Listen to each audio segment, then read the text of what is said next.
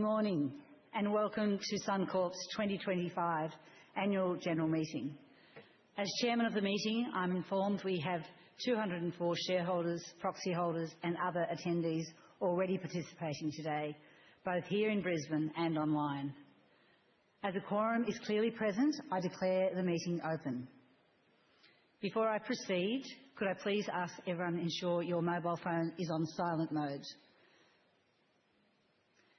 Please now join me in welcoming Rafiki Tovi to share a welcome to country with us. Rafiki is a proud descendant of the Turrbal peoples. Raised in culture and guided by her elders, she has learned traditional law and protocol. With over a decade of experience in early childhood education, Rafiki is passionate about empowering the next generation and strengthening her community through truth-telling, advocacy and cultural connection. Rafiki is here with us today with the blessing of her Auntie Turrbal Elder, songwoman Maruchi, to deliver the welcome to country on behalf of the Turrbal people of Brisbane. Please join your board in making her welcome.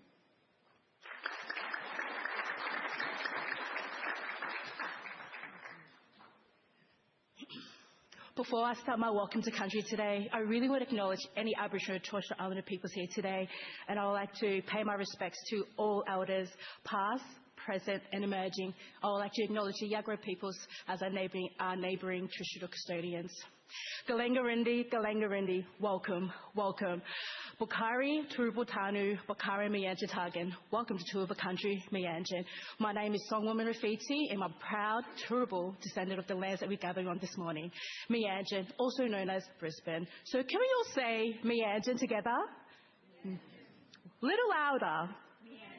Wow, you're practically fluent. So the purpose of this ceremony is to continue one of the oldest cultural protocols in the world and to really continue the same essence and the connection as my Turrbal ancestors did for visitors coming to and from Turrbal country. And that really extends to the Turrbal story for my ancestor, Takiyaka, who was a healer and the chief of Brisbane, who was able to keep his law, L-O-R-E, and also this thanks to the resilience of his daughter Kokowara, a songwoman who was able to abscond the Maiwa, the Brisbane River, all the way through to Sunshine Coast, Kape Kape country, that she remained her truth-telling, storytelling, culture and her law. And this is why I'm here today on behalf of the Turrbal people.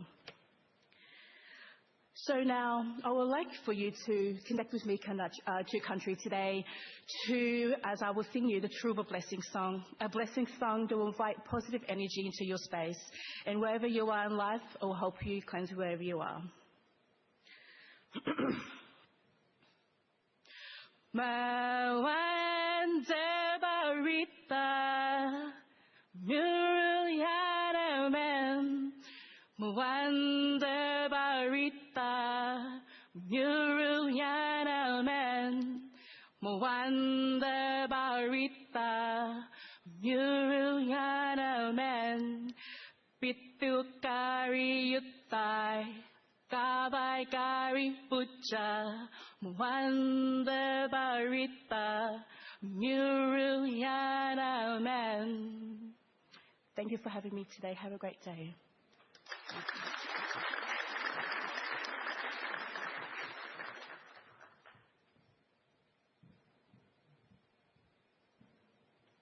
Thank you, Rafiki, and what an absolutely beautiful voice you have. Please, let's thank Rafiki again. I would also like to acknowledge the traditional custodians on the land on which we're gathered here in Brisbane and pay my respects to their elders past and present. I'd now like to introduce Belinda Spears, our Chief Executive, People, Legal and Corporate Services, to cover the meeting procedures we will be using today.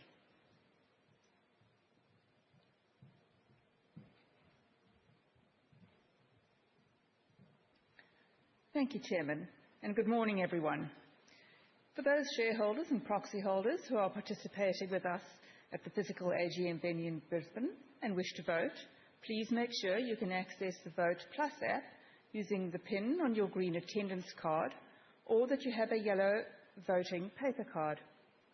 If you wish to ask a question or make a comment, please move now to the nearest microphone. If you are unable to move, please raise your hand now and a team member will assist you. In the unlikely event of an emergency, please follow the directions provided by the Sofitel staff. For those shareholders and proxy holders who are joining us online and wish to vote or ask a question, you may be familiar with the platform from our previous AGMs. You also have the opportunity of asking your question via the questions and comments phone line that is available during the meeting.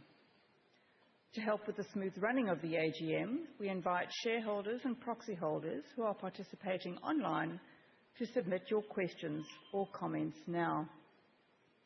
Further details about how to ask questions and make comments using the platform or the phone line are contained in the online AGM guide. You can access the guide through a link at the bottom of your screen or on the Suncorp website. If you encounter any technical difficulties with the platform at any time during the meeting, please contact the Share Registry's online AGM support team on 1800 990 363. This phone number will remain visible on your screen throughout the meeting. In the unlikely event that technical issues prevent the AGM from proceeding as planned, Suncorp will make announcements via the ASX and our website. I would now like to briefly cover the meeting procedures that the Chairman will follow today. Firstly, this is a meeting of Suncorp shareholders. As set out in the notice of meeting, only shareholders or proxy holders are entitled to vote on the resolutions, ask questions or make comments. The Chairman will allow a reasonable opportunity to address questions and comments as each item of business is considered.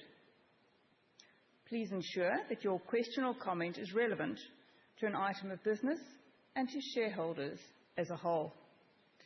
If there are a large number of shareholders who wish to ask questions, the Chairman may consider introducing a question limit to ensure that all interested shareholders have the opportunity to speak. Where there are similar questions, the Chairman will aim to acknowledge those who have asked the question. However, the Chairman will provide a single response in order to streamline today's proceedings. If you have a matter you'd like to raise as a customer and you are participating at the physical AGM venue, members of our customer advocate team, as well as customer representatives from the now ANZ-owned Suncorp Bank, are here today with us and will be able to assist you in the foyer. If you are participating online, please contact our customer relations team using the contact details on the last page of the notice of meeting. Any customer-related questions specific to an individual will be referred to our customer relations team for response and will not be addressed during the AGM. Share Registry and Suncorp representatives are also available in the foyer to assist with any shareholder-related questions that do not relate to the business of today's meeting. When taking questions and comments for each item of business, the Chairman will first cover a number of relevant questions received prior to the meeting.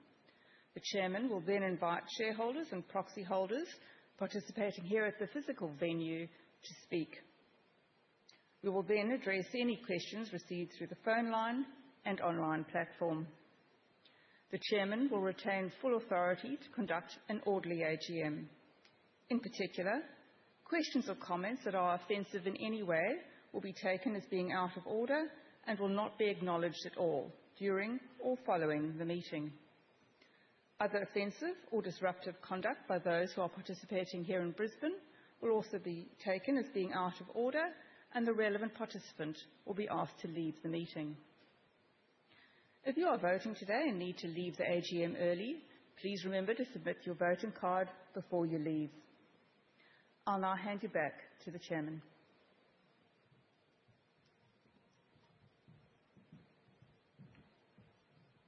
Thank you, Belinda. I'm getting my steps up. I'll stand here for a while now. Thank you also to those who've already voted or pre-submitted questions relating to the business to be covered at today's meeting. As previously requested, the direct and proxy votes that have been received prior to the AGM were released on the ASX platform this morning and will be shown on the screen before we vote on each resolution. I would now like to introduce your board of directors, who are all here in Brisbane today. In addition to their significant board experience, each director brings a mix of financial services and other relevant business experience and expertise that enables your board to be effective in governing Suncorp. From your right, Lindsay Tanner. Lindsay, you going to wave or stand or something? So the rest of you are now warned. Lindsay has worked at the highest levels of government and business for almost 4 decades and is a recognised authority on corporate governance, economics and finance.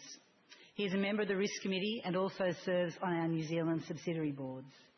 Lindsay's current board roles outside Suncorp include superannuation and investment management companies. Sylvia Falzon. Sylvia chairs the Board People and Remuneration Committee and is a member of the Risk Committee. Sylvia brings to Suncorp valuable experience in a range of regulated and customer-facing industries, including financial services, healthcare, retail and aged care. Simon Matchell. Good wave. Simon is based in Singapore and serves on a number of international boards. He has deep strategic and operational knowledge of the insurance industry and brings to Suncorp an international perspective on current industry trends in insurance, together with insights into the risks and opportunities associated with emerging technologies and new business models. Simon is currently a member of the Board People and Remuneration Committee. Duncan West. As you're aware, your board has chosen Duncan to succeed me as chairman following my retirement at the end of today's AGM. Duncan has served on your board since 2021, including as chairman of the Board Risk Committee. He has 40 years of experience in the general insurance and financial services sectors, both in Australia and overseas. I will invite Duncan to make some comments later during the meeting. And Steve Johnston needs little introduction in Queensland. Steve continues to capably lead Suncorp since his appointment as CEO and Managing Director in 2019. I will invite Steve to address you later during the meeting, and I will also ask him to respond to some shareholder questions. Elmer Funke-Cooper. Elmer has significant financial services experience as well as experience in navigating demanding regulatory sectors and transforming business models through the adoption of technology and digital services. He has served as CEO of 2 ASX-listed companies and is currently the member of the Board, Audit and People and Remuneration Committees, and will now succeed Duncan as chairman of the Risk Committee once Duncan becomes chairman. So maybe you should be on notice of getting some questions today too, Elmer. Gillian Brown. Gillian has developed broad skills and experiences in financial services, law, infrastructure, investments, finance and ESG initiatives over her 40-year career. Gillian is a member of the Board Audit Committee and, like myself, passionate about the state of Queensland. David Whiting is our newest appointment to the board, being appointed in February of this year. David brings to the board more than 30 years' experience leading innovative technology programs in a range of sectors, including professional and financial services. David will seek your support to continue as a director through the usual election process later during the meeting, and I will speak more about David from then, and you will hear from him as well. Ian Hammond. Ian chairs the Board Audit Committee and is a member of the Risk Committee. Ian brings to Suncorp extensive knowledge of the financial services industry, as well as expertise in financial reporting and risk management. Ian is seeking re-election today. And Sally Herman. Sally is currently a member of the Board Risk Committee and previously chaired our Customer Committee. Sally has strong expertise in running retail banking and insurance products, setting strategy for financial services businesses and working with customers, shareholders and regulators as well as government. And Sally is also seeking re-election today, so you will hear from her as well. You've already heard from Belinda Spears, who is supporting me in running today's meeting. And Belinda has quite a long title, as you heard, Chief Executive of People, Legal and Corporate Services, and joined Suncorp in 2013. Belinda will moderate the online questions from shareholders and proxy holders during today's meeting. In addition to Belinda, other members of Suncorp's executive leadership are also with us today, and I am going to ask you to stand and face our guests as I introduce you. First and foremost, we have Jeremy Robson. Jeremy is our Chief Financial Officer and has been with Suncorp since 2013. Lisa Harrison.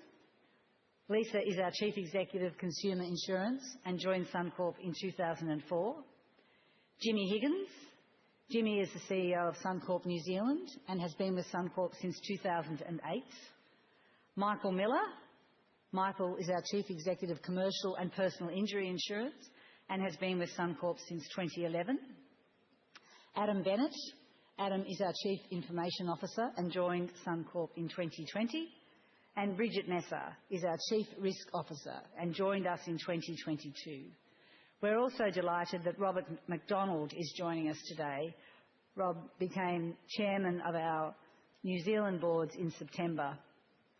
In welcoming Rob, the board also wishes to formally record our thanks to the outgoing New Zealand chair, David Flax. David made a valued contribution to the governance of our New Zealand subsidiaries during his 6 years as a director, followed then by his 6 years as chair.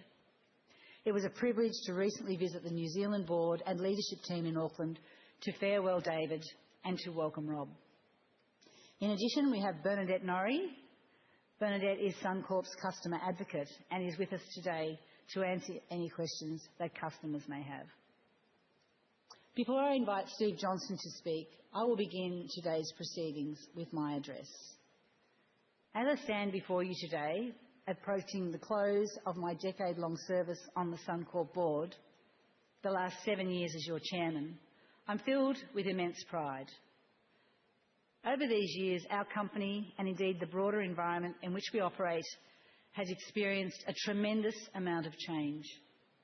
We've navigated rapid technological advancements, widespread digitisation, shifting customer and regulatory expectations, and the disruptions arising from the global pandemic. Added to this are the challenges posed by climate change and the ongoing energy transition, each shaping the fabric of our society, industry and business. Through all of this, Suncorp has demonstrated remarkable adaptability, and I'm proud to say we've emerged a stronger, more resilient and purpose-led organisation. Today, Suncorp stands well positioned to embrace the opportunities of the future as a digital-first, pure-play insurer and to deliver improved outcomes for our customers across Australia and New Zealand and value for you, our shareholders. The 2025 financial year marked the culmination of a significant simplification journey for Suncorp, which did see Suncorp emerge as a standalone general insurer. In July last year, we finalised the sale of Suncorp Bank, and in January this year concluded the sale of our New Zealand life insurance business. Following this, we also worked through outstanding approvals relating to the return of capital to you shareholders, changes to the Suncorp Constitution, which you approved last year, and implementation of transitional services arrangements and brand licensing of the Suncorp Bank brand to the ANZ Banking Group. Suncorp Bank is now owned by the ANZ Banking Group, and like many of you, I continue to be a customer of Suncorp Bank, which in effect means I am a customer of ANZ Bank. The Suncorp Group, as a dedicated insurer, remains proudly headquartered in Queensland, and like many of you, I hold Suncorp insurance policies. Suncorp continues to offer valued products and services through our well-known insurance brands, as you can see on the screen, including AAMI, Apia, Bingle, SIL, GIO, Suncorp, Shannons, Terry Scheer and Vero in Australia, and AA Insurance and Vero in New Zealand. The strategic decision to sell the bank was made with a clear goal: to focus our efforts and resources on our core general insurance business and deliver the benefits of being a strong, profitable, reliable and trusted insurer for Australia and New Zealand. Your board was pleased to return to shareholders $4.1 billion in net proceeds from the bank sale in March of this year, noting this was in line with our commitment at the time of announcing the sale in 2022. For retail shareholders, those in this room, this translated to a capital return of $3 per share and a fully franked special dividend of 22 cents per share.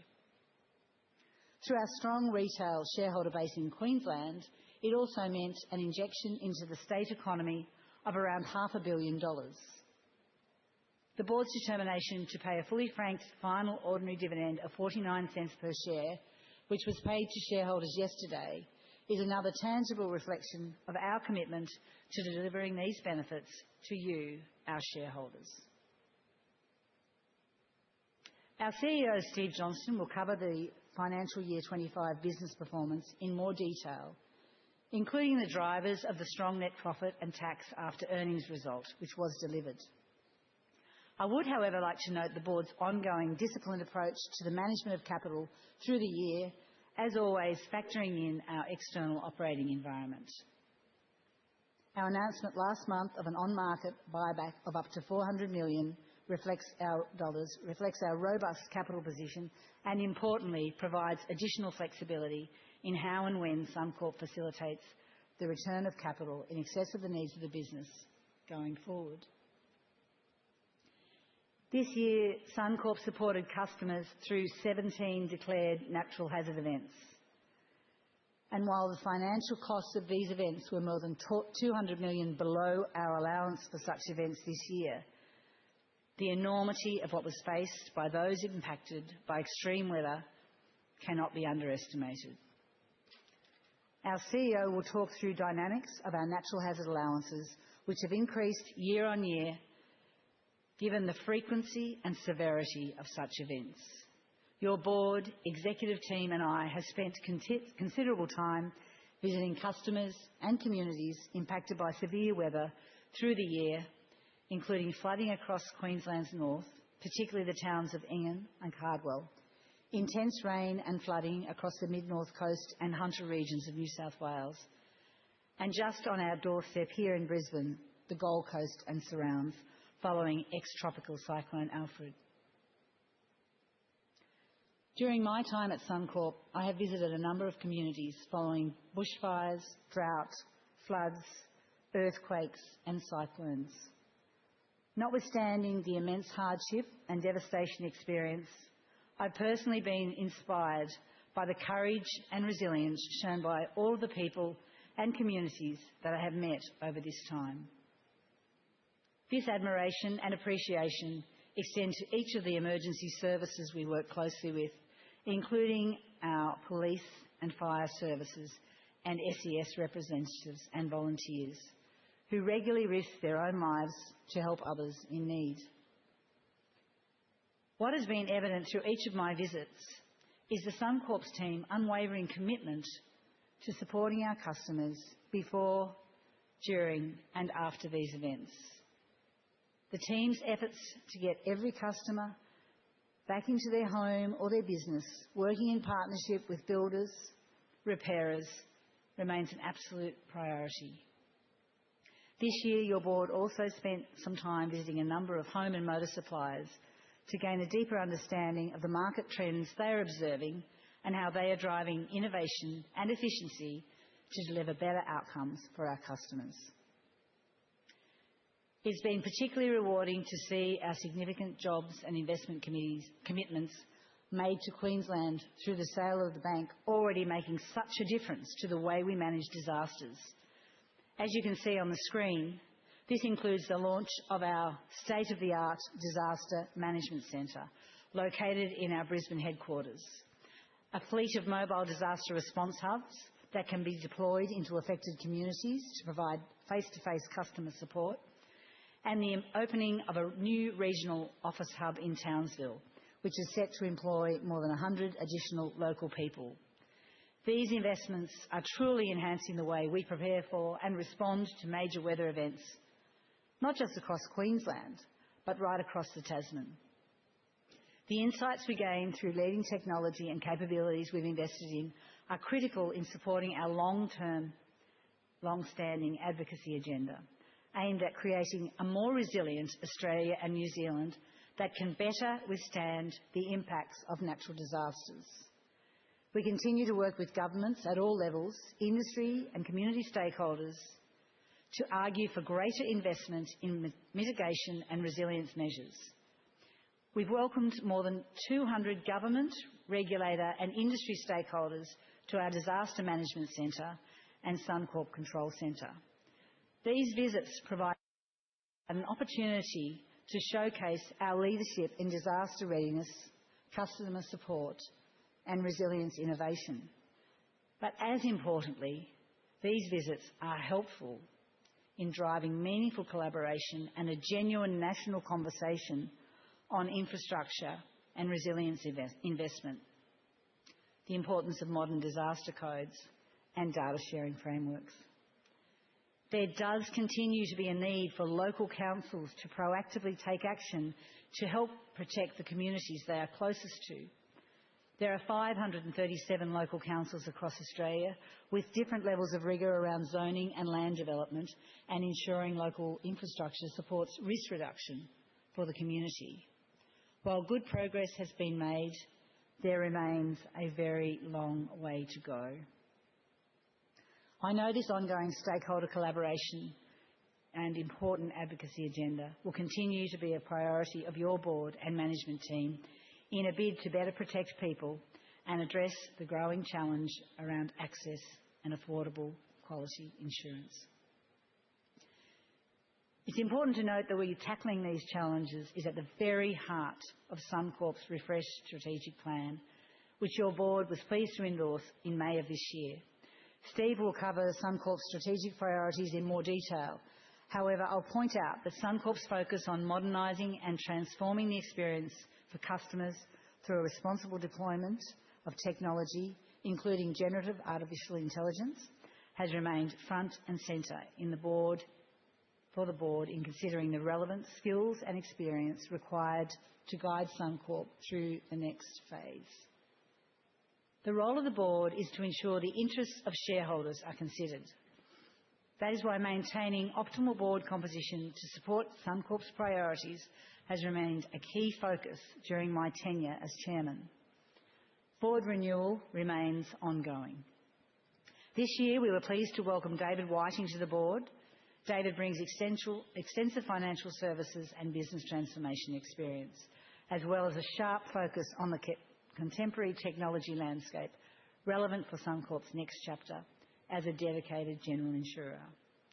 David is well connected into the global tech community, which is invaluable for Suncorp.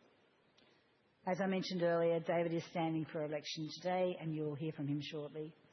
I'm equally pleased that Sally Herman and Ian Hammond will stand for re-election, providing important continuity for the board as it undertakes renewal, and you'll also hear from Ian and Sally shortly.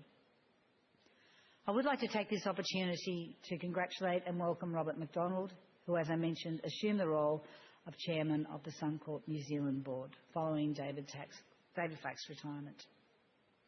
Our New Zealand business remains an important part of Suncorp as a trans-Tasman insurer, and I wish Rob all the best in his new role.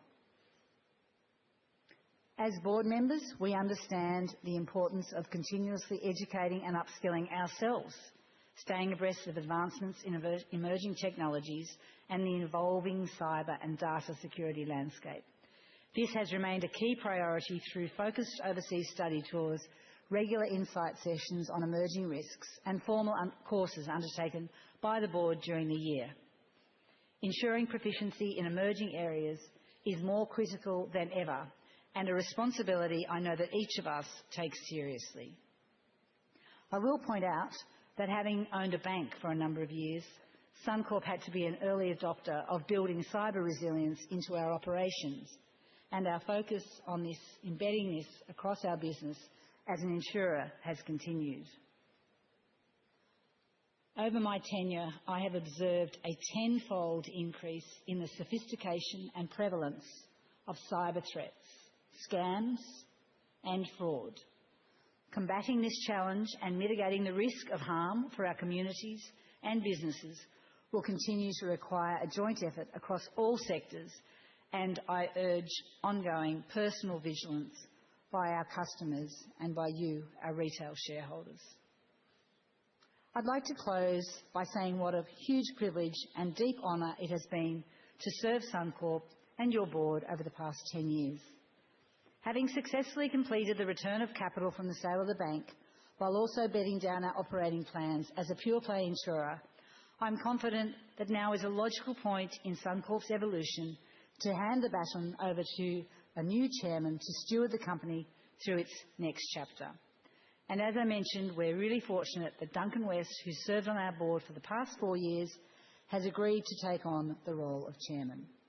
And as you've heard, Duncan is a highly experienced and well-respected director whose knowledge and expertise has been gained over 40 years, both in Australia and overseas.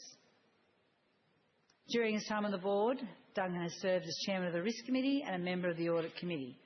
And I will take this opportunity to congratulate Duncan on your appointment and wish you well.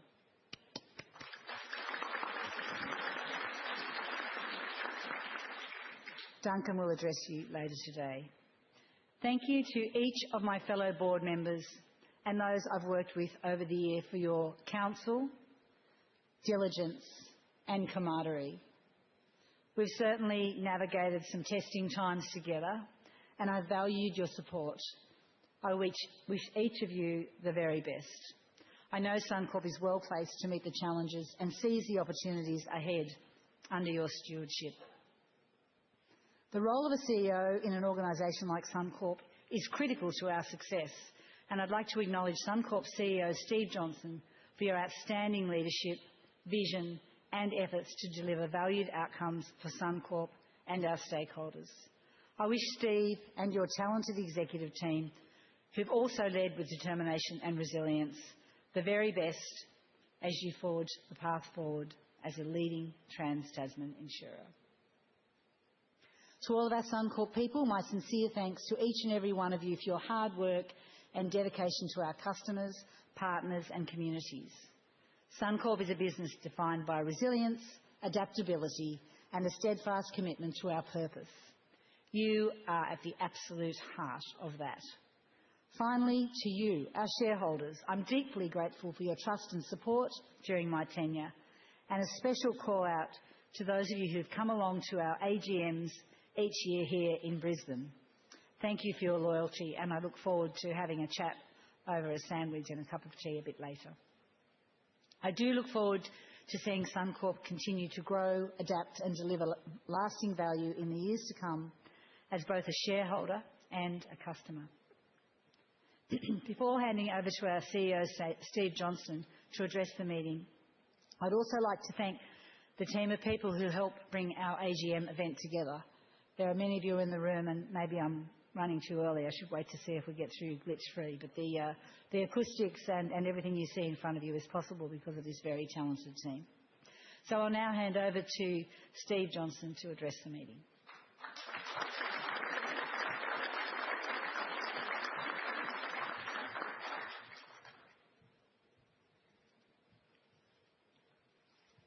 Well, thank you, Chairman, and good morning, everyone.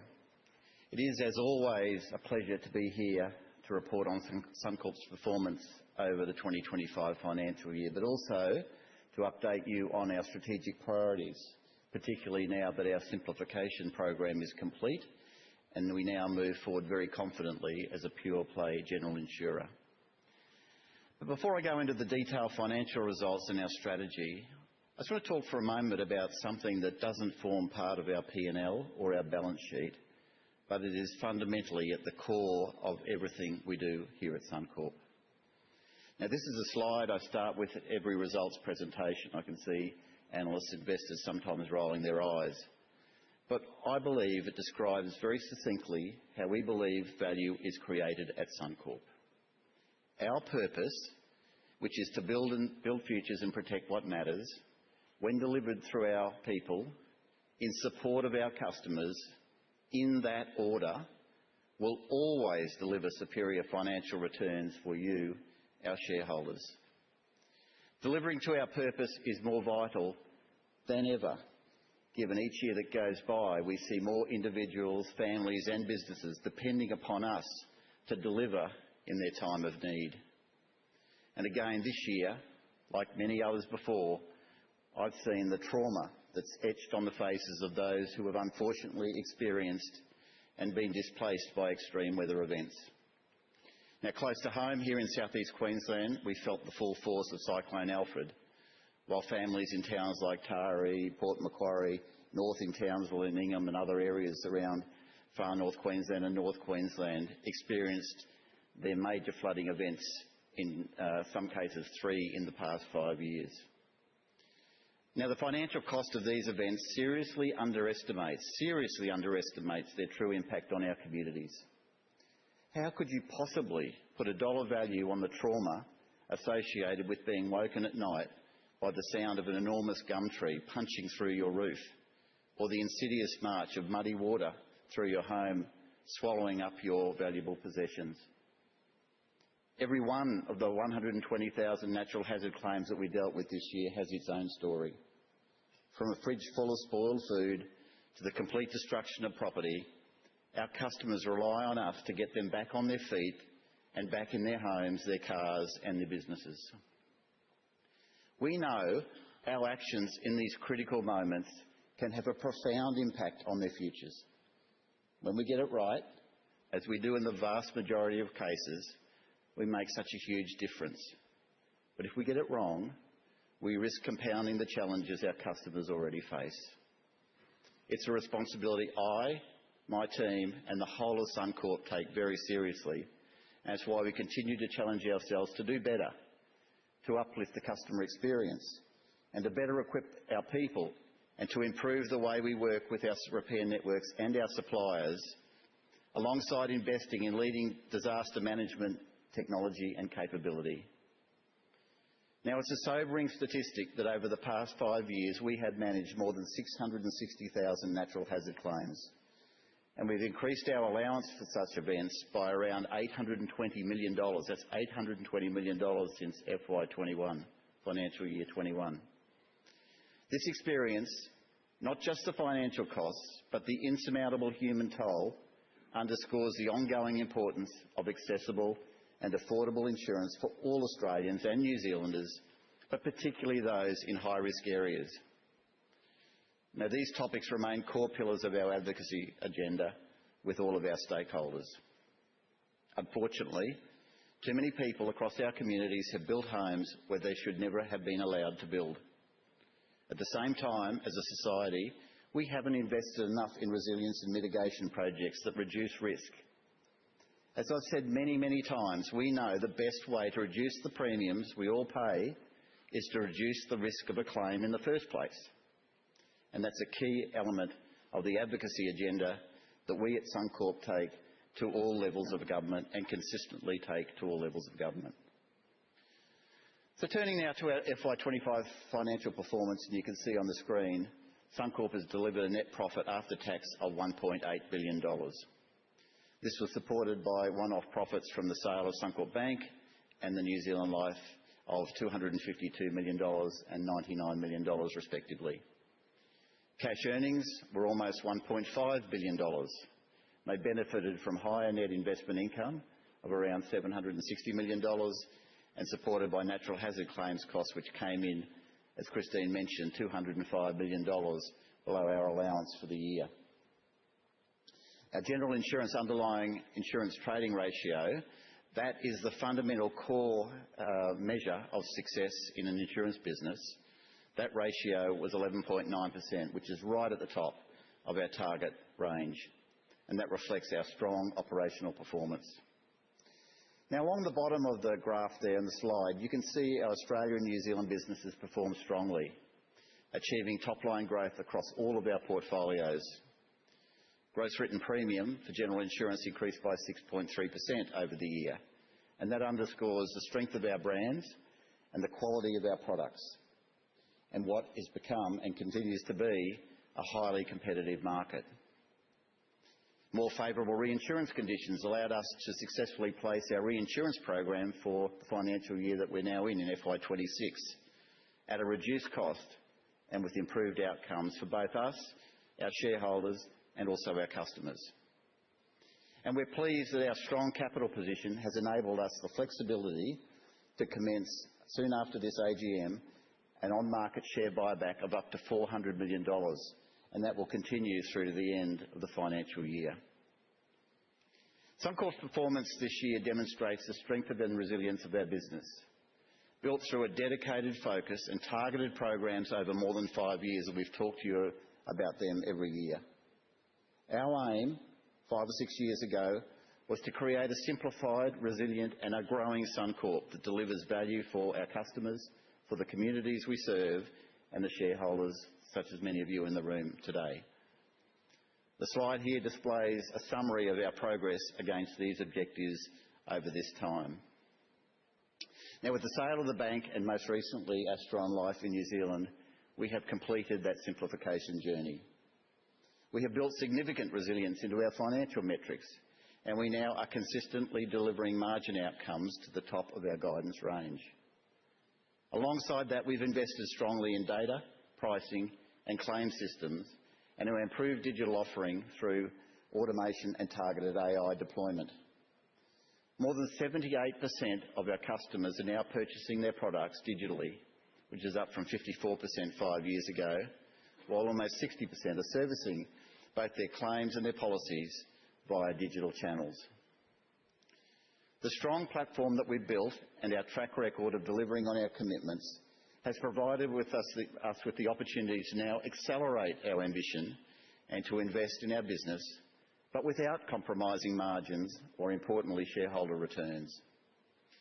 Our investment is focused on further modernising our platforms and advancing our deployment of technologies such as AI, but at scale, to transform our operations and to create seamless end-to-end digital experiences and, importantly, more personalised products. We will continue to invest in our suite of respected brands. We'll continue to invest in the capability of our people. We'll include dedicated reskilling programs to support them as the world of work continues to evolve. We know that building greater efficiency and effectiveness into the way we do things at Suncorp will have the dual effect of delivering better customer outcomes and a greater ability to tackle the complex challenges that are faced around insurance affordability. Our achievements this year are a testament to the commitment of our people, the loyalty of our customers and the support of you, our shareholders. So in closing, I'd like to say thank you to our Suncorp teams, to our customers and to our partners.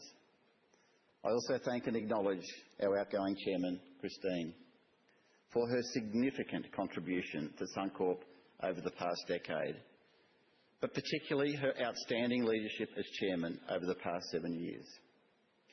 Those 7 years have included some periods of great uncertainty, but her tireless efforts and her commitment to continually raise the bar and to create value for all of our stakeholders has been evident throughout her tenure. She's been a great support to me personally and to the members of my executive team. But more importantly, she has cared for and shown great interest in every member of the Suncorp team. Christine leaves Suncorp in a very strong position, and we all wish her well in the future. I also congratulate Duncan on his appointment as Christine's successor, and I and the whole team look forward to working with him as we continue our journey as a pure-play insurance company. With that, I thank you for your continued confidence and support in Suncorp, and I'll hand now back to Christine.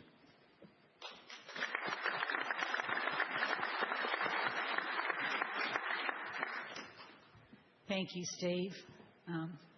And now to the formal part of the meeting. For those of you who were here 6 years ago when I made the mistake of standing for the Q&A session, I almost collapsed by the end, so if you're comfortable, Belinda and I will remain seated while we work through the Q&As. All resolutions for consideration today will be put to a poll, which I now declare open. As I mentioned earlier, the direct and proxy votes that have been received prior to the AGM were released on the ASX platform this morning and will be shown on the screen before we vote on each resolution. I would just like to update you also on the number of people participating. I'm advised that we now have 475 shareholders participating online and around 220 in person. So I think that reinforces the case for hybrid meetings. As set out in the notice of meeting, I intend to vote all undirected proxies held by me as chairman of the meeting in favour of each resolution. The first item of business today is to receive and consider the financial report, director's report and auditor's report for the Suncorp Group Limited and its controlled entities for the year ended 30 June 2025. Representatives from KPMG, Suncorp's external auditor, are joining us here in Brisbane today. Scott Goose, on my left, on your right, who is a lead partner for the financial year 25 audit, and David Kells, also on your right, who will be lead partner, audit partner, commencing from this financial year. And Scott and David are available to answer any questions you may have about the auditor's report or the conduct of the audit. And Scott, on behalf of the board and Suncorp, you have our thanks for the professionalism and commitment with which you've undertaken your Suncorp audit role. We wish you well in your new role and we welcome David.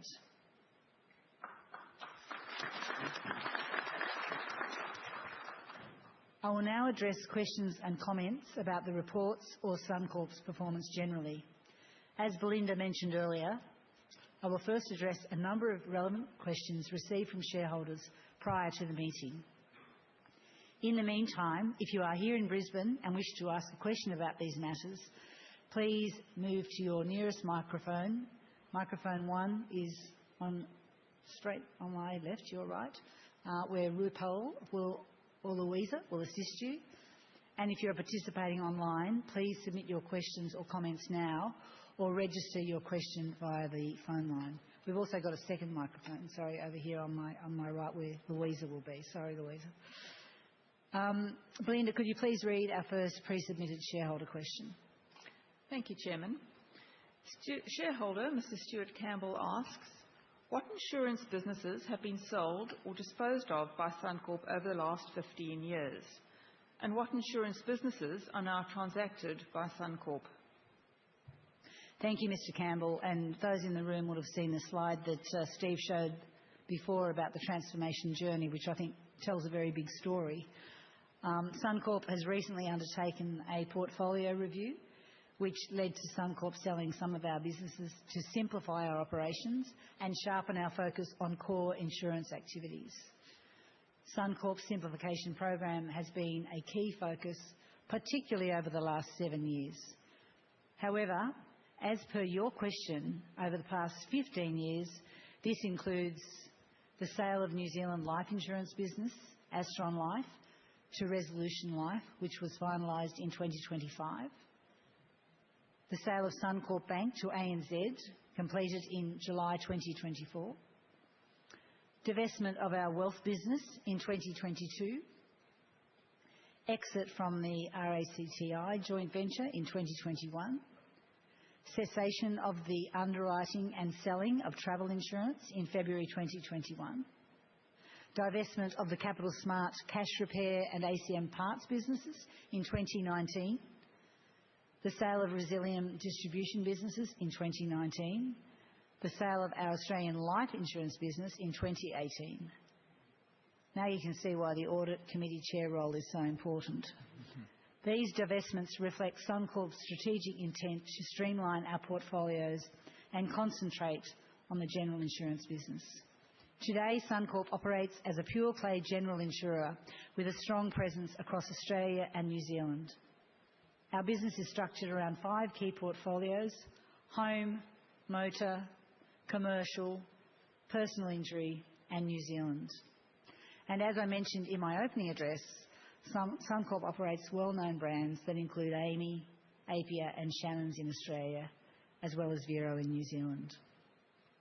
Is there another question pre-submitted, Belinda? Thank you, Chairman. We have received a question from shareholder Ms. Lynette Wickham, who asks, why did the company wait so long to return the bank sale capital to shareholders?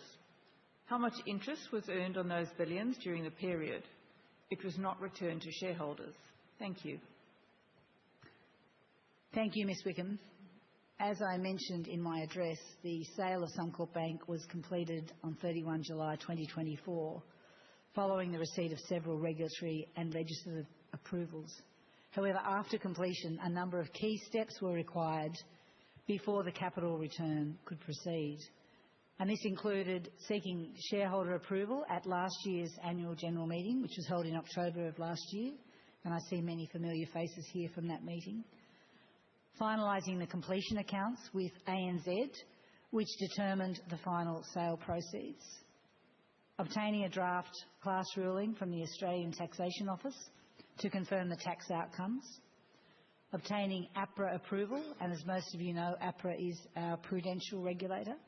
And then the board making a final determination to proceed with the return of capital.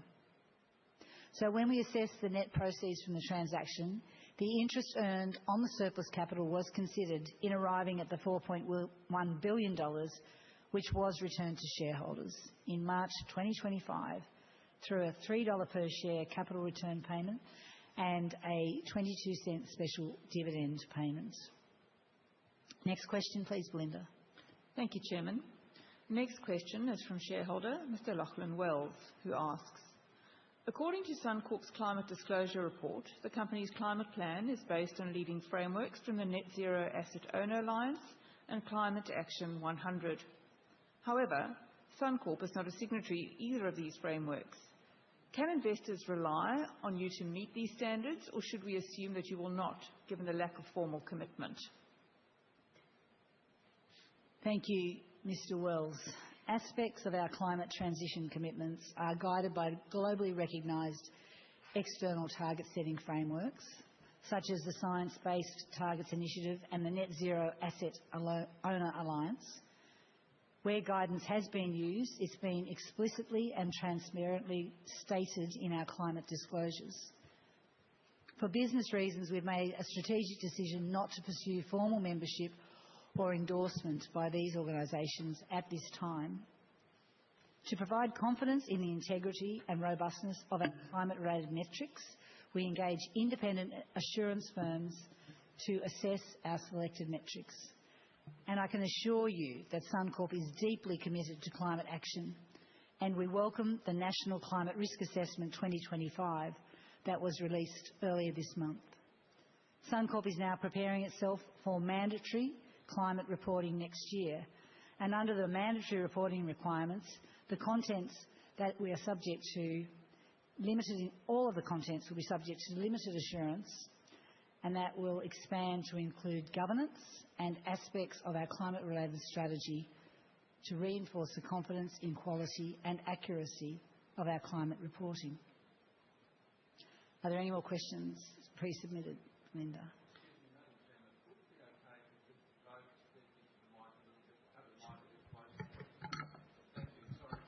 No, thanks for letting me know. Thank you, Chairman. There are indeed additional questions, and there are 4 that have been submitted by shareholder Ms. Natasha Lee. The first question is, while there has been a lot of investment in AI technology and upgrading of staff skills in AI, what safeguards have been put in place to guard against bias, AI hallucinations and other issues that can arise from using AI? Thank you, Ms. Lee. We had a board meeting yesterday, and this is a topic we discuss a lot. For the benefit of shareholders present today, our investment in artificial intelligence, or AI, is seen as a significant enabler to Suncorp's strategy. It's my personal belief that we all need to educate ourselves and better understand AI. At Suncorp, we've provided employees with a number of educational offerings and upskilling programs, and this will be an ongoing journey as AI continues to evolve rapidly. Suncorp's risk appetite statement specifically requires that all material models, including artificial intelligence, be designed in an ethical manner in alignment with Suncorp's data ethic commitments, which are aligned with Australia's AI ethics principles. These data ethics commitments include reliability, safety and fairness, which incorporates the risk of bias, AI hallucinations and other issues that can arise from using AI. Suncorp has operationalised our data ethics commitments using a specialist AI risk and control library, which is applied to all material AI use cases. Some of the specific AI controls being implemented include comprehensive testing, preventative and detective monitoring by our people, and independent AI models, formal model reviews, and user feedback mechanisms. We continue to invest in developing our AI governance and risk management capabilities, and it's important we continue to be at the forefront of managing any new risks associated with AI. Next question, please, Belinda. Thank you, Chairman. Ms Lee's next question is, while you have reported increases in customers using conversational AI, how has the experience been for those whose language is not English or Australian, for that matter? Thank you again, Ms Lee. Like most large organisations, Suncorp is experiencing a growing demand for multilingual support from our customers. And the rapid growth of powerful generative AI technologies has really improved how we can communicate with our customers, and we are continuing to explore opportunities to further assist our customers from non-English speaking backgrounds to transact with us. For example, we're expanding our chatbot capabilities through Bingle Buddy, which will soon support 8 of the most spoken languages in Australia. And this enhancement will allow customers to interact in their preferred language while receiving responses in English. Personally, I find this very exciting, and it's also a passion project for Director Tanner on your right, my left. We're fast reaching a point where we'll be able to converse with our customers in any language, which is just wonderful. Next question, please, Belinda. Thank you, Chairman. Ms Lee's next question is, while investment income has increased, this has largely come from interest earnings and net gains on financial instruments. However, given interest rates are being cut, this result will be difficult to sustain, especially if there is a bad weather event. Are there strategies in place to maintain good interest rate returns in this market? Thank you again, Ms Lee. We do have a clear strategy in place that balances risk and returns appropriately, considering both the needs of our policyholders and our shareholders. While declining interest rates impact interest income, obviously we can maintain an appropriate interest income by diversifying into other asset classes. And we do this carefully by carefully evaluating the potential benefits, the market risks and the capital considerations. And we also assess our asset allocation and identify opportunities that offer strong risk and return rewards to maximise returns with our well-defined risk appetite. Next question, Belinda. Thank you, Chairman. Shareholder Mr Stuart Campbell asks, what insurance businesses... Oh, sorry, that one was already asked and answered. I apologise. Ms Lee's final general question is, I note dividend and trust income is flat at 57 million, but your equity holdings increased from 701 million to 932 million, while unit trusts have decreased slightly. Can you advise why that dividend income was flat? Thank you again, Ms Lee. Dividends and unit trust distributions can fluctuate depending on the earnings and dividend policies of the underlying companies that Suncorp holds its investment portfolios in. And increases in equity values driven by capital gains will not necessarily lead to higher dividend distributions. And it's important to consider both dividend income and capital appreciation when assessing the return on equities. However, what is clear is that the equity returns were strong for the financial year 25, with our equity exposures delivering above benchmark performance. Are there any more questions received prior to the meeting, Belinda?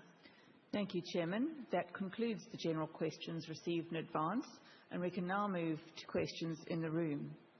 Louise, we have a shareholder standing. Shareholders, please hold any questions relating to specific resolutions until the time those resolutions are considered. And please let the team member at the microphone know who you are so that they can introduce you to the meeting. Chairman, may I please introduce John Whittington, ASA, who is a proxy shareholder. Welcome, Mr. Whittington. You're very fast out of the seat there. Good morning, Madam Chair. My name is John Whittington and I'm a volunteer for the Australian Shareholders Association. Today we hold proxies from 191 ASA members and non-members for over 750,000 Suncorp shares. Our thanks go to you, the board and all Suncorp employees for producing such a strong result. I'd also like to take the opportunity to thank you, Madam Chair, for your considerable commitment and achievements over the past decade as Chair and Director of the company, and wish you all the best for your post-Suncorp future. Thank you. I've got two questions here, one at a time or both together? One at a time might be better for the people in the room, I think. Okay. Madam Chair, on page 9 and 13 of the annual report, it indicates that the natural hazard costs of 1.355 billion were 205 million below the annual allowance of 1.56 or 1,560 million. And that adds a lot to the bottom line.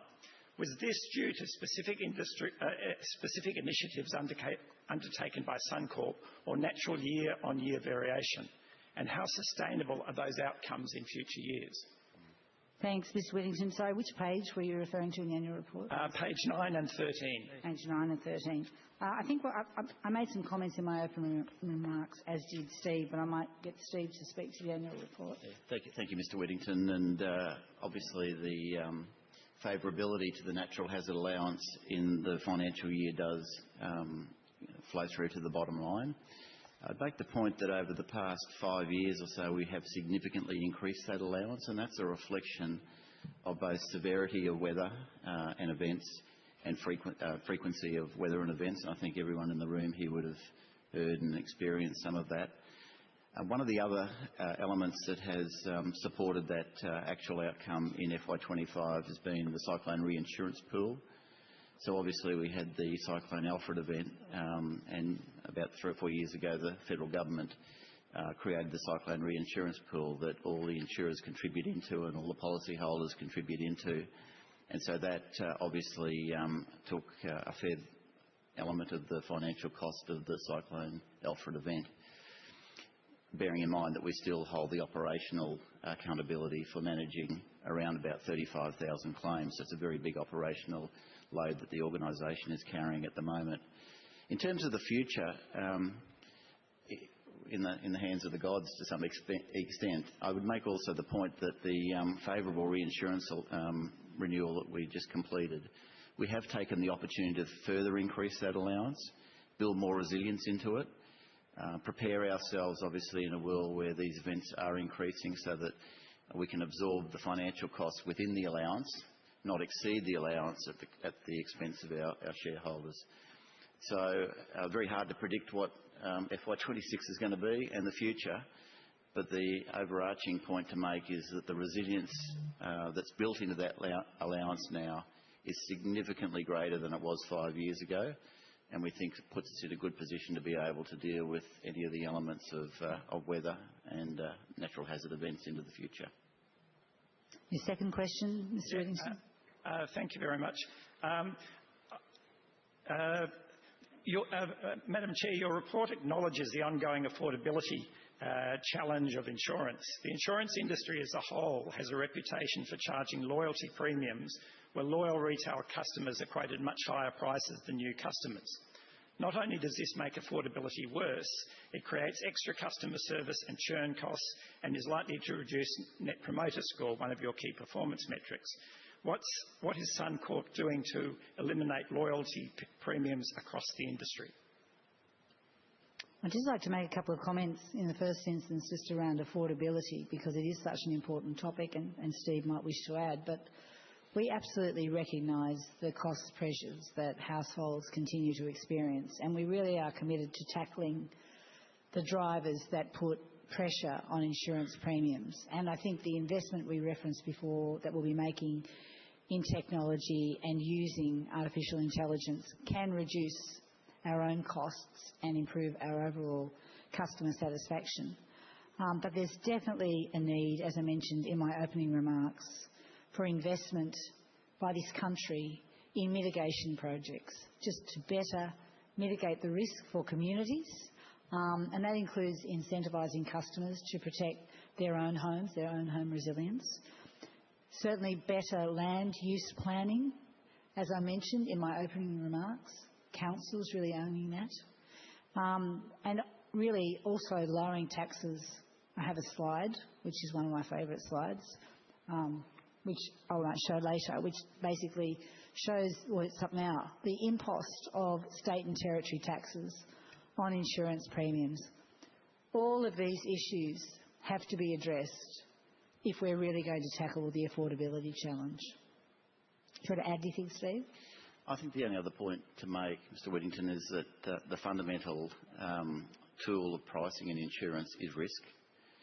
And as insurance companies here in Australia, Suncorp particularly, and around the world become more granular in the way that they can price, we are able now to identify a number of different perils that go into a home insurance premium, for example. So obviously flood risk is one of those. Various working claim perils like burglary and other risks. But we can model very clearly now the impact on an insurance premium of natural hazard costs. And obviously those people who, as I made the point in my address, who are unfortunate enough to have built or bought in areas that they should never have been allowed to build or buy in, dealing with some of the impacts of that high peril regime that flows obviously through to premium. The additional point I'd make on top of that is that the taxation system that we have around insurance means that those higher risk, unfortunate higher risk customers pay more tax. So on top of the home insurance premium is a GST. On top of the GST and the home insurance premium is stamp duty.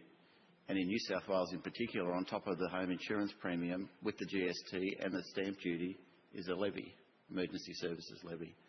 And so we've consistently as an industry been making the point that it is regressive to be imposing taxes of this nature on home insurance, and to reform the tax system would be a fantastic initiative for improving affordability of insurance right across the board. And just circling back, we do not offer a loyalty discount program.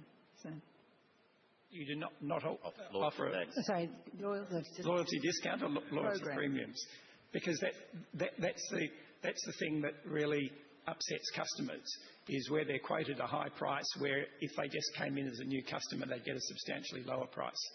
And that's the question. That's the fundamental part of the question I was asking, which I don't think has really been answered yet. No, I'll make the point. We do not offer we don't provide a loyalty tax. The sources of pricing that we attribute to a home insurance premium or any insurance premium are the underlying risk factors that emerge in the writing of that policy. Okay, thank you. Thank you. We have a question from microphone number 1. Chairman, may I please introduce Ben Gallen, shareholder from Finance Sector Union. Good morning. Morning, Ben.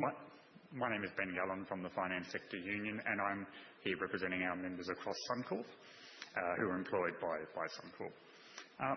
Suncorp has been a leader in adopting new technologies, including artificial intelligence models. As these tools are introduced, what is the broad goal of IA capability improvements at Suncorp? And in particular, are you going to ensure everyone benefits from these improvements, including your employees? So, including your employees. Thanks, Mr. Gallen. And thank you also for your personal constructive engagement through our recent enterprise bargaining process. The team of advisors at the board meeting. Look, as you know, artificial intelligence has been around at Suncorp for some time, because insurance is a data-rich business. And we actually have a very mature set of AI capabilities and indeed experts in our organisation. And we're building and integrating AI use cases across our business.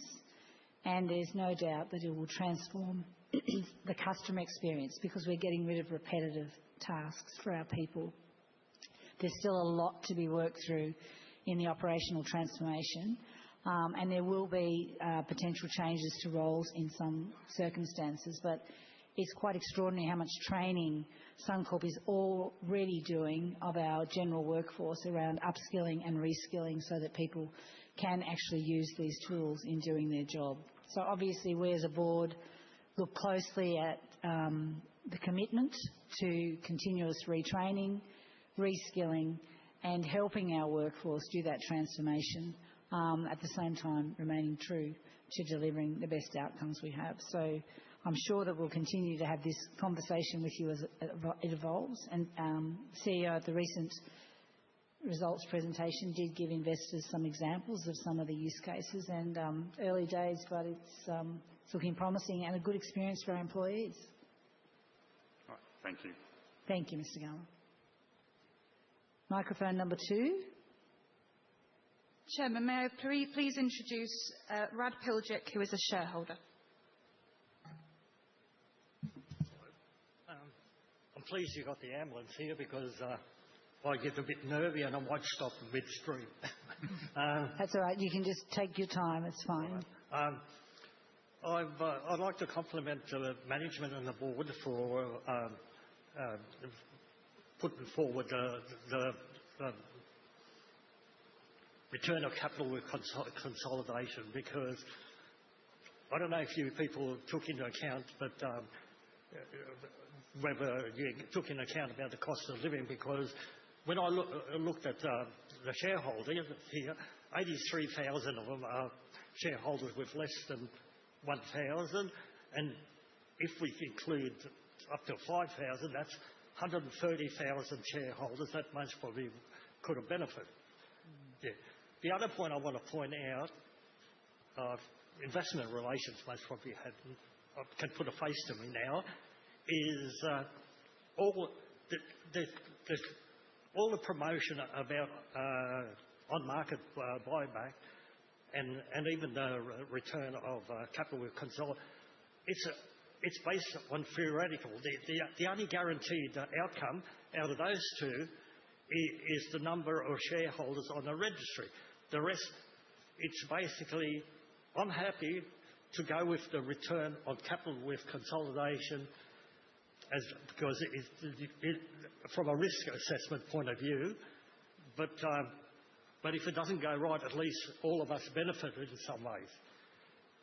So, and what I can see, I'm just a hobbyist investor, not a real serious investor, is all the financial metrics that promotes for support for on-market buyback is very similar to what the return of capital with consolidation achieved, the way I understand it. And I'm a bit dubious. I don't know if you know, the investor relation reported to you about my question. Since what I'd like to ask you people is, from the board experience, and I imagine you've been on a number of years, with on-market buybacks, who predominantly gets that pool of 400, likely to get the $400 million? My suspicion is it's probably the big end of town. Well, can you confirm that? Thanks, Mr. Piljic. I'll make a couple of comments, then I'll ask the CEO to comment, or even the CFO who's in the front row. So firstly, the board is really active in looking at how we manage our capital and very disciplined, and we have to be very disciplined because we have to be here for the long term. And the return of capital as a result of the bank sale was considered through the lens of both retail shareholders and institutional shareholders. And we are very mindful of the fact that we have such a significant retail shareholder base, well represented here today, including by the Australian Shareholders Association. And the board always will have regard to the totality of our shareholder base. So in the buyback, shares are purchased on market from existing shareholders who choose to sell their shares at the prevailing price. So there's no disclosure of the counterparty selling their shares, but updated distributions of holdings will be included in our 26 annual report. I'm just asking you, from your broader experience, just a general remark, who ends up with most of the money in, a number of companies' buybacks? I might just take a step back and I'll have a shot at this because I was the former CFO and quite get excited about this topic. But if we had our druthers and we had no limitation around franking credits, our disposition would be to return capital through a special dividend. Now, obviously, with the sale of the bank and the business now having a significantly higher contribution of its earnings coming out of New Zealand, our ability to generate franking credits has been reduced over the sale process. So we would love to distribute through special dividends. I don't think we want to put at risk at any point the ordinary dividend being partially franked, because I think everyone in this room benefits from the franking credit distributions. That's the first thing. If we could do it through a special dividend, we'd do it. Undertaking a capital return through an off-market buyback really is not effective anymore, and you really don't see them in Australia. So you come back to an on-market buyback. Now, whoever participates in an on-market buyback, the principles of it are very similar to what we did with the bank sale. In other words, the shares on issue reduce, the returns stay the same and grow, the EPS improves, and the return on capital improves. And so while the shareholder doesn't necessarily get it in the form of a special dividend, they get it through the capital growth of their ordinary shares. But you achieve that through the return of capital with consolidation. The metrics are pretty It's a similar principle, but typically consolidation and of shares and that process is a very heavily administrative process. And it takes a long time, as you saw in the bank. You have to get the tax office, you have to get other approvals, and that takes a long time. So I think, and we look at all of the options. The principles of a share consolidation and a on-market buyback are broadly the same. It's more efficient, faster, and easier to do an on-market buyback. And the benefits of it, I believe, whoever participates in it, flow through to all of our shareholders. But I'm trying to get out of your people who are the greatest participants in the on-market buyback. It depends. Well, it'll be the larger shareholders. So, thank you for saying that, because a lot of people won't admit it. I've asked a number. Well, I think that's just the nature of on-market buybacks. But my point is that the share count reduces. Yeah, the EPS increases. The same thing happened with the return on capital with consolidation. Yes. Righto. Then the next question I'm going to ask is, I've been known to, you might like this, but I've been known like, I won't say it. So why do the top end of town like on-market buybacks? They seem to be, I've discussed it with AMP and all those places to try to get in touch. And even Dave, did the top of the town ask you for the on-market buyback, or the company as a whole consider the on-market buyback? We don't talk to the top end of town and run the company through the top end of town. The top end of town, as you describe it, would prefer a special dividend because they get the franking credits. I doubt it very much. No, they do. They like the special dividend. They like the franking credits because they can distribute those franking credits ultimately through to their end custodian, through the custodian to the end shareholder. So I think the hierarchy of capital return for all shareholders, irrespective of big or small, is special dividend, fully franked, on-market buyback, and obviously off-market buybacks are not possible. No. And yes, if you are selling a business of scale and you have a significant capital return, like we did with the Australian Life business sale and the bank, then the most efficient way to do that is to go through the longer administrative process with all the authorities and do a share consolidation, which is what we did with those two asset sales. But for ongoing capital return, and we are hopeful that the on-market buyback process will be ongoing, because we still remain with excess capital after the $400 million that we're proposing in FY26. And we believe that over time we will continue to accrete capital into our balance, that the on-market buyback is the most efficient and effective way for us to continue to return capital to shareholders. Thanks, Steve. Thanks, Mr. Pilgic. I might allow some other shareholders to ask a question, if that's okay. And I assure you the CFO will meet you after the meeting and dig further into this. Jeremy, got that? Thanks, Jeremy. Thanks, Mr. Pilgic. The next question is from microphone number 1, I believe.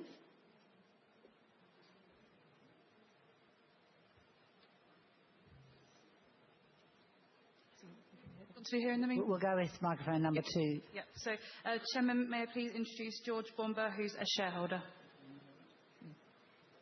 Welcome, George. It was nice to speak with you earlier this morning. Madam Chairman, I must say you've done a great job over the previous years, and thank you for your services. Thank you. I think what the gentleman prior was trying to ascertain was he felt that minority shareholders weren't looked after.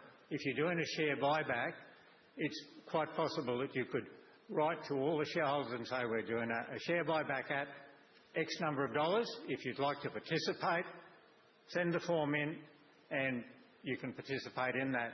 And that might solve the problem that the gentleman was talking about the minor shareholders not being as well looked after as the major shareholders. I just wanted to clarify that point. Thank you. My other question was, how long does ANZ have to keep the Suncorp name? And if it's a long-term project, maybe we should now be Suncorp Insurance. Some of the things that the ANZ Bank have done since they've taken over the banking haven't been very good for customers. And I think that the association of the two names, if they're going to keep it for a long time, should be clarified in that regard. The other thing you were talking about before was the income that you've got, and one of the things that you mentioned was the advantage of capital gains. Now we have a government in Australia that is silly enough to think that they are going to tax unrealised capital gains. And if that's the case, that is going to have a major fallback in your income, because you've got less money then working to produce the income because you've paid tax on the capital gains and you don't have that money keep growing. Thanks, George. I'll just make a comment on the brand sharing arrangements, and Steve, you can talk about taxes. So when we agreed the sale of Suncorp Bank with ANZ, we did agree with a brand sharing arrangement of the Suncorp brand for a period of up to 5 years. We're now just past 1 year on that brand sharing arrangement. I can assure you, again, at our board meeting yesterday, we keep an eagle eye on our brand health and our reputation, and in fact in our long-term incentives we have a reputation metric which needs to be satisfied. So this is something the board thinks about, but it's certainly not expected to go any longer than 5 years. The brand sharing may be shorter, and the people responsible for our brand are also here today and heard your comments around Suncorp Insurance. Look, I don't think I'll buy into the capital gain. I'm not an expert on capital gains tax necessarily. I am very much focused on tax reform in insurance. GST, as I mentioned, stamp duty and emergency services levies. And I think the only way to really fundamentally reform those taxes and the impact on insurance policies and pricing is to have broad tax reform. And if they have broad tax reform, they can pick that up, and they can also pick up your capital gains tax issue. I just need to... I've got someone in the queue, Mr. Pilgic, from microphone number 1. So if you just let Louisa know, she'll put you in the queue. Thanks. Chairman, may I please introduce Lana Headcroft, who is a shareholder. Welcome, Ms. Headcroft. Thank you. My first question, I've got 2 questions. My first question impinges on the previous speaker, and that is, in view of the recent disturbing allegations against ANZ, have we autonomy to be able to maintain the ethical standards that have been discussed earlier today? especially given we've only got 4 years as us, and after that we're sort of ANZ. Can we go on being ethical in the way we should? And your second question, I'll take them both at once if that's okay. Well, the second question is more about the people aspect of policy. I suspect there are many others like me who are old and who like having people at bank branches. Now, we're more and more being steered into using machines, ATMs, and they're all very good and convenient at times, but they can't answer questions. They can't help us sort out a difficult choice. For example, what to do about a term deposit. There are various things that machines just can't do. Even AI, let us not forget, is artificial intelligence, and it can't quite rack up with the memory and experience of a banker who has been in the business long enough to remember previous trends, previous outcomes that AI might not be able to compute. Thank you. Thank you, Ms Headcroft. In terms of our own operations, I assure you that ethical conduct and enforcing our own code of conduct is something that the board and the People Committee looks at regularly. In terms of the bank is now owned by ANZ, and it's actually not appropriate for me to answer questions that really should be addressed to ANZ, as I'm not in their boardroom. But we do have, Ms Headcroft, we have 4 people from ANZ who are outside today, Mr Bush, Ms Hussey, Ms Irving and Mr McFadden, and they have been asked to join us here today outside to really give shareholders like yourself an opportunity to ask those questions around banking, whether that be the availability of people in branches, how to use technology, etc. So I'm going to ask the lady sitting in front of you, Mim Haysom, to guide you out at the end of the meeting to meet with the ANZ team. Thanks, Mim. Microphone number 2, Louisa. Chairman, may I please introduce John Whittington ASA, who's a proxy shareholder. We haven't got past the first matter, Mr Whittington. You're up twice. Madam Chair, I've got 2 questions for the Chair-elect. So again, do you want at a time or...? No, give us... I mean, we need to get this meeting done before dinner, so... Okay. You can give them to me both, and I'll decide whether or not to give them to the Chair-elect, because I am still the Chair. Okay. Well, it is... For Mr West, one of the basics of retail shareholders is being diluted without compensation in capital raisings. Will the Chair-elect commit to retail shareholders today that if Suncorp was to raise capital during his tenure, that the preferred method of capital raising will be by a renounceable offer such as Patreo? Such offers are the only offers that treat retail shareholders fairly and equally.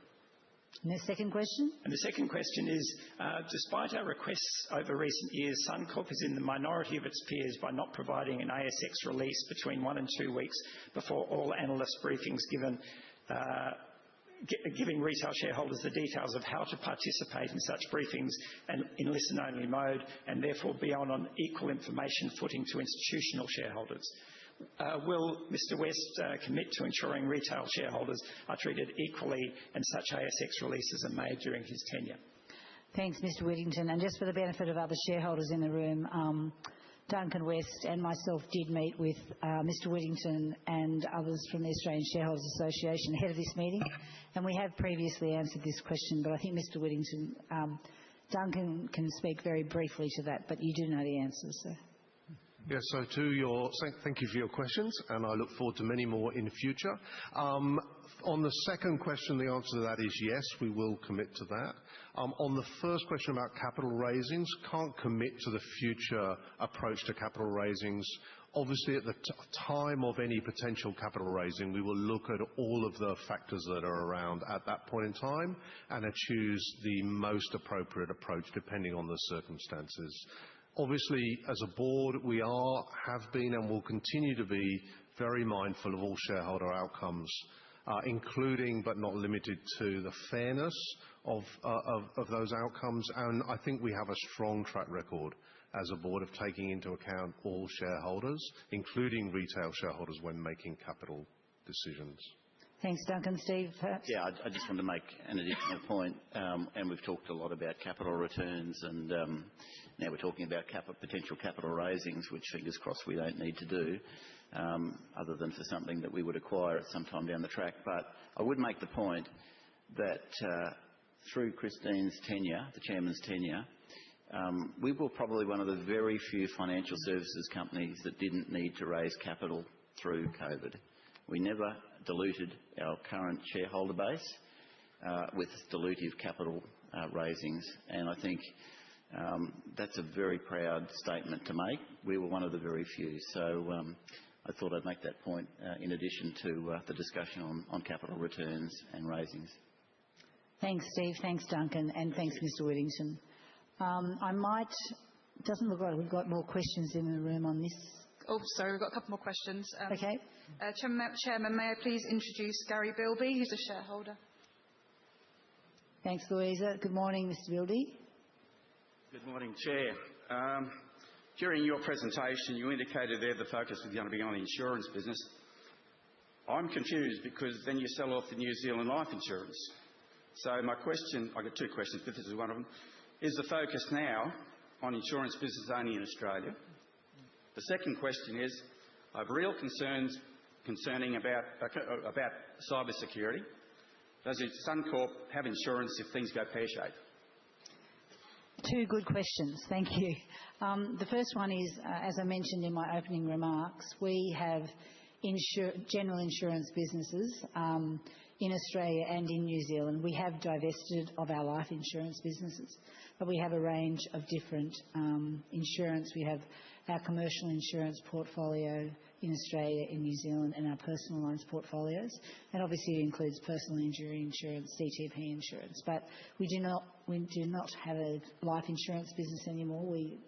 As part of the simplification program that Steve put up on his slide, that was definitely a decision by the board that we would no longer participate. The second question in relation to cyber security, yes, we do have lines of cyber insurance, but for myself and the board and certainly the risk committee, it needs a far deeper look than just what insurance is available. So we run a number of different simulations and scenarios during the course of the year with the team to look at our own cyber resilience. We bring external experts into this because this has been a growing phenomenon. As I've said, during my tenure, I've seen a tenfold increase in the number of scams and frauds, and cyber criminals are at the forefront of using generative AI and artificial intelligence tools. So this is something we constantly look at. But yes, we do have lines of cyber insurance cover. Thank you. And we have another question from microphone number 2, and then we might go to the next agenda item, I think. I think we've got two more questions. Okay. Chairman, may I please introduce Rob Pilgic, who's a shareholder? Am I permitted to continue on the same theme as before? No, sorry, Mr. Pilgic, because we've got other people, we've got a lot of business to get to. And I did say to you that our CFO, Jeremy Robson, will talk with you offline at the end of the meeting on that topic. But I'd just like to make one statement. The way I understand it is, I'm trying to make it a bit comical. The way I see it, the on-market buyback is basically using everyone's entitlement, theoretically, and the T20, they seem to love it for some reason, this on-market buyback, and they would claim that what you as a company is doing a good job, yet I consider them, if you're doing a good job and they go on the on-market buyback, they're basically deserters. They're deserting the company, which for possibly you people artificially pushing the price up of the share market, or the price of Suncorp's market. I'm staying loyal to you. I know I can get on the unmarket, but I have faith in the company. But I see people who utilise the on-market play, especially the big end, the T20 and so on. I consider them deserting the company. Okay, thanks, Mr. Pilgic. And our CFO, Jeremy Robson, will catch up with you at the end of the meeting. And I think the CEO did speak well to that topic. I'm actually now going to go to online questions. Oh, sorry, I have one more at microphone number 1. And one more, too. And one more at microphone number 2. Okay. We'll go online while we're waiting for those details. Thank you, Chairman. We have received some questions online for this item of business. The first question is asked by Mr. Stephen Main. The retirement of Christine McLaughlin after today's meeting will mean that the largest 30 companies on the ASX by market capitalisation will all be chaired by a man. Having just successfully chaired an ASX 30 company, could Christine please comment on why Australia has one of the worst records globally in terms of women rising to chair our largest public companies? Also, thank you for pioneering AGM best practice with hybrid meetings, early proxy disclosure and extra voting data. Does Duncan commit to continuing this next year? Well, I'll take all of that. Thank you. Stephen, I would love to be able to change the world. I'd even love to be able to change some things in this country. I can assure you around this board table there is a genuine commitment to diversity in the broadest sense, and I hope you can see that from people in front of you today. And I know that the Chair-elect and the board will continue to have that focus. And Steve, in leading building his own team, has committed to diversity. Our women in leadership rate is around 49% at the moment.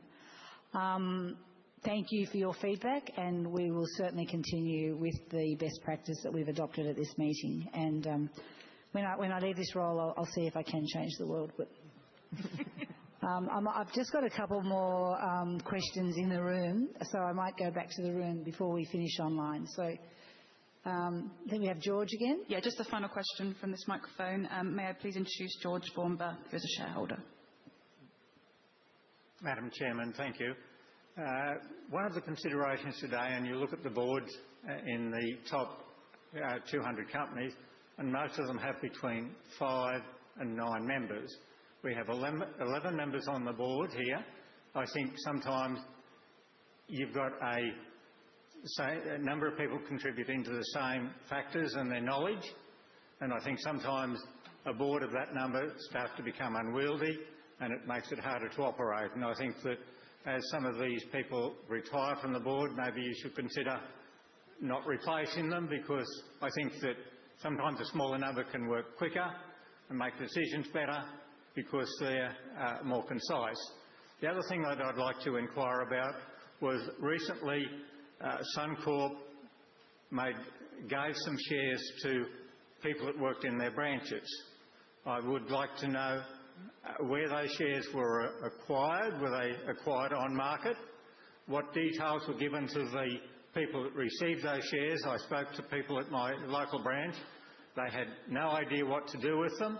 They said, George, what should I do with them? I gave them some advice and I said, you can sell them on market if you like, but I don't know whether they were given a cost base, and then if they sold them, if they were given them as a free gift, were they advised that the cost of the value of those shares was taxable? Were they given that information that they could include that on their tax return? So I think that if you're going to give shares to employees that are unfamiliar with shares, you need to be very precise and give them all the information that is required so that they don't finish up getting in strife with the tax department. Thank you. Thanks, George. I'll speak quickly to board size, and then Belinda, who in her many different roles is also responsible for the people function, so you can perhaps speak to the second question about people in branches who received shares. In terms of board size, Suncorp remains a highly regulated company post the sale of the bank, and we do look at the size and composition of the board through the lens of issues that we're addressing at any point in time. And there's an incredible pace of change at the moment, as I mentioned in my opening remarks, whether that's technology, cyber resilience, energy transition, geopolitical issues, supply chain, climate. So it's really important that we have a board that is contemporary.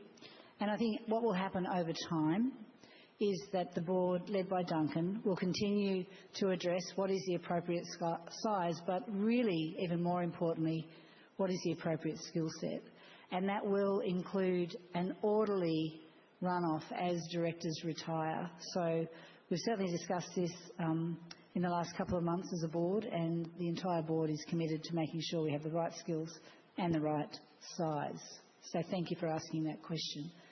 Belinda, perhaps on the grant of shares to employees. Thank you.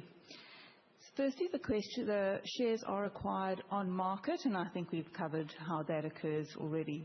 In terms of advice, a generic tax summary is provided to employees at the time. However, we do not provide personal tax advice to any individual employees. Yeah.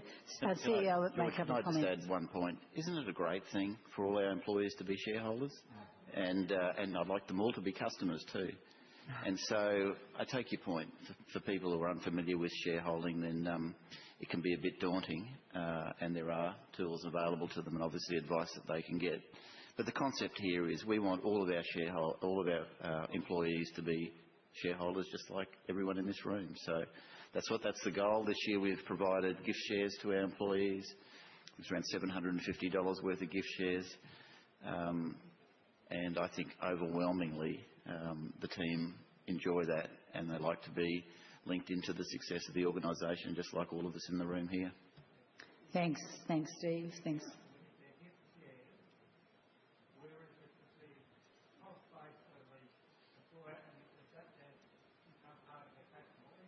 As I mentioned, there's material available for the employees to undertake all of that analysis with their tax returns. Thank you. I think we'll keep moving. That's okay. We've got another question in the room, and then I'm going to go online. Chairman, may I please introduce Clyde Ashton, who is a shareholder. Morning, Mr. Ashton. Good morning. I note in the financial returns the existence of a nomination committee. Due to its important role in relation to the board, can you please advise the make-up of this committee? The nomination committee at Suncorp is the entire board. Okay. So I chair the board and I chair the nominations committee, but in the context of chair succession, Lindsay Tanner took the role of independent director, and he led the chair succession process, which is another part of the role of the nominations committee. Thank you. Thank you for the question. I'll just go back online. I think we have another question online. We do. Thank you, Chairman. We have another question from Mr. Stephen Mayne, who asks, how long has KPMG been our external auditor? When did they last face a full competitive tender, and how many competitive tenders were run during Christine's time on the board? When is the external audit next scheduled to be tendered? Thanks, Mr. Mayne. We can't comment on when the next audit tender will be, but the board is committed to regularly reviewing the quality and independence of our external audit arrangement, and that's just part of good governance. Obviously, when we do go through a process, I won't be chairing the board, but that will be advised in the appropriate way. Shareholders will be informed. KPMG were first appointed as Suncorp auditors in 1996. The last competitive tender was held in 2017-18, and I was on the board, and that information is publicly available, and that is the only competitive tender during my tenure on the board.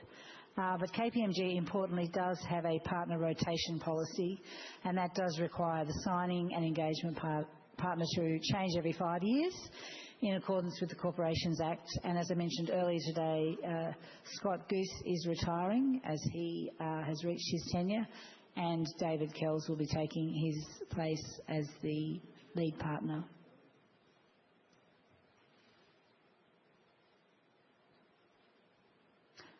Another question online.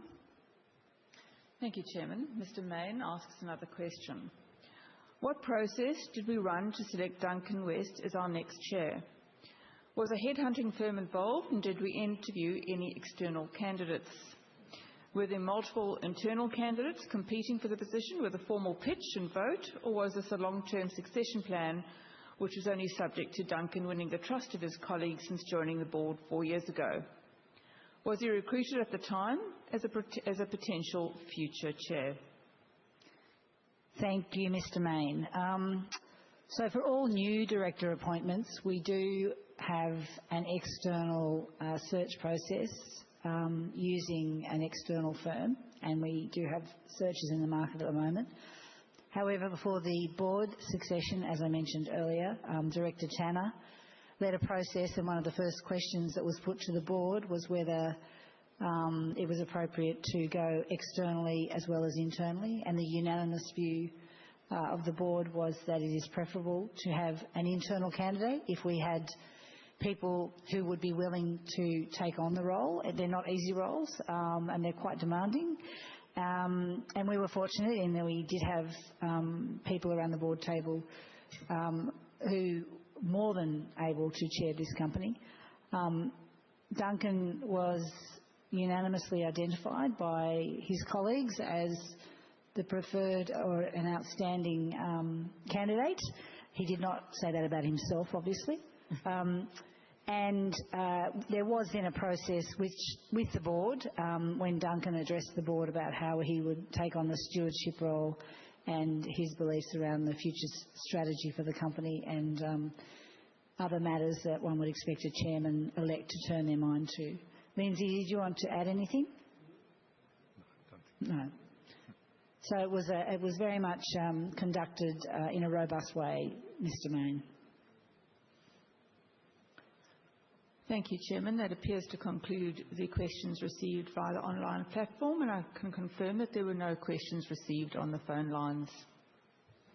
Thank you, Belinda. For the information of everyone participating, I can update you that we now have a total of 526 shareholders, proxy holders and other attendees joining the meeting. Must be selling tickets, you know. And they're not getting sandwiches if they're coming in online. So, having now addressed general questions and comments, we'll move to two remuneration-related items of business. If you're here with us in Brisbane and you'd like to ask a question on these resolutions, please move to a microphone now. First, I'd like to introduce the advisory vote on the financial year 25 remuneration report, which all shareholders have had the opportunity to review. Your board believes the remuneration arrangements, as outlined in the remuneration report, are strategically aligned and drive high performance. The board also believes it's awarded fair and reasonable incentive outcomes to the CEO and executive leadership team, having regard to the overall performance of Suncorp. In setting our remuneration arrangements, we have a program of active engagement with institutional investors, proxy advisors and the Australian Shareholders Association, who are here today. And we also take into account informative feedback from shareholders more generally. We note that each director has a personal interest in their own remuneration from the company, as described in the remuneration report, and the board recommends shareholders vote in favour of this resolution. I'm now going to put up on the screen details of direct votes and proxies lodged prior to the AGM. People in the room should be able to see that, please. Belinda, are there any remuneration questions we received in advance of the meeting? Thank you, Chairman. Yes, we have received a question from shareholder Mr. Stuart Campbell, who asks, given the reduction in activities now transacted by Suncorp following the sale of the banking and life businesses, How does the board support the level of remuneration paid to the CEO, given the reduced level of responsibility? Thank you, Mr. Campbell. CEO roles in companies that are the size of Suncorp require an incredibly significant commitment, and the complexity of CEO roles has also increased more generally, driven by the factors we've mentioned earlier today: economic pressures, technological disruption. And our CEO's remuneration is externally benchmarked each year to ensure that it's reasonable and competitive. Our People and Remuneration Committee, chaired by Sylvia Falzon, on your right, determines the CEO's remuneration, having regard to the CEO's accountabilities and performance, and that Suncorp remains a large, ASX-listed, highly regulated organisation. In fact, this year we became subject to the financial accountability regime for our insurance business. For the financial year 26, the CEO received no increase in fixed pay, and there was no change to his target short-term incentive or long-term incentive opportunity. The CEO's maximum short-term incentive was adjusted to reflect maximum potential, what was happening at other companies post the introduction of CPS 511, and to further drive performance, noting that any STI award above target will only be realised if the CEO outperforms challenging STI measures. Because of the application of CPS 511, which is a regulatory guidance note issued by APRA, 60% of any STI earned above target will be deferred over a 4 to 6 year period. Next question, please, Belinda. Thank you, Chairman. That concludes the questions received in advance for this item of business, and we can now move to questions in the room. Thank you. I think, Louise, you have a question at microphone number 2. Yep. Chairman, may I please introduce John Whittington, ASA, who is a proxy shareholder. Good morning again, Madam Chair. It's John Whittington for the Shareholders Association. As in previous years, the report is one of the better I have read and to a large degree communicates the structure and outcome very well. Uses good graphics and doesn't take interminable number of pages on unnecessary detail.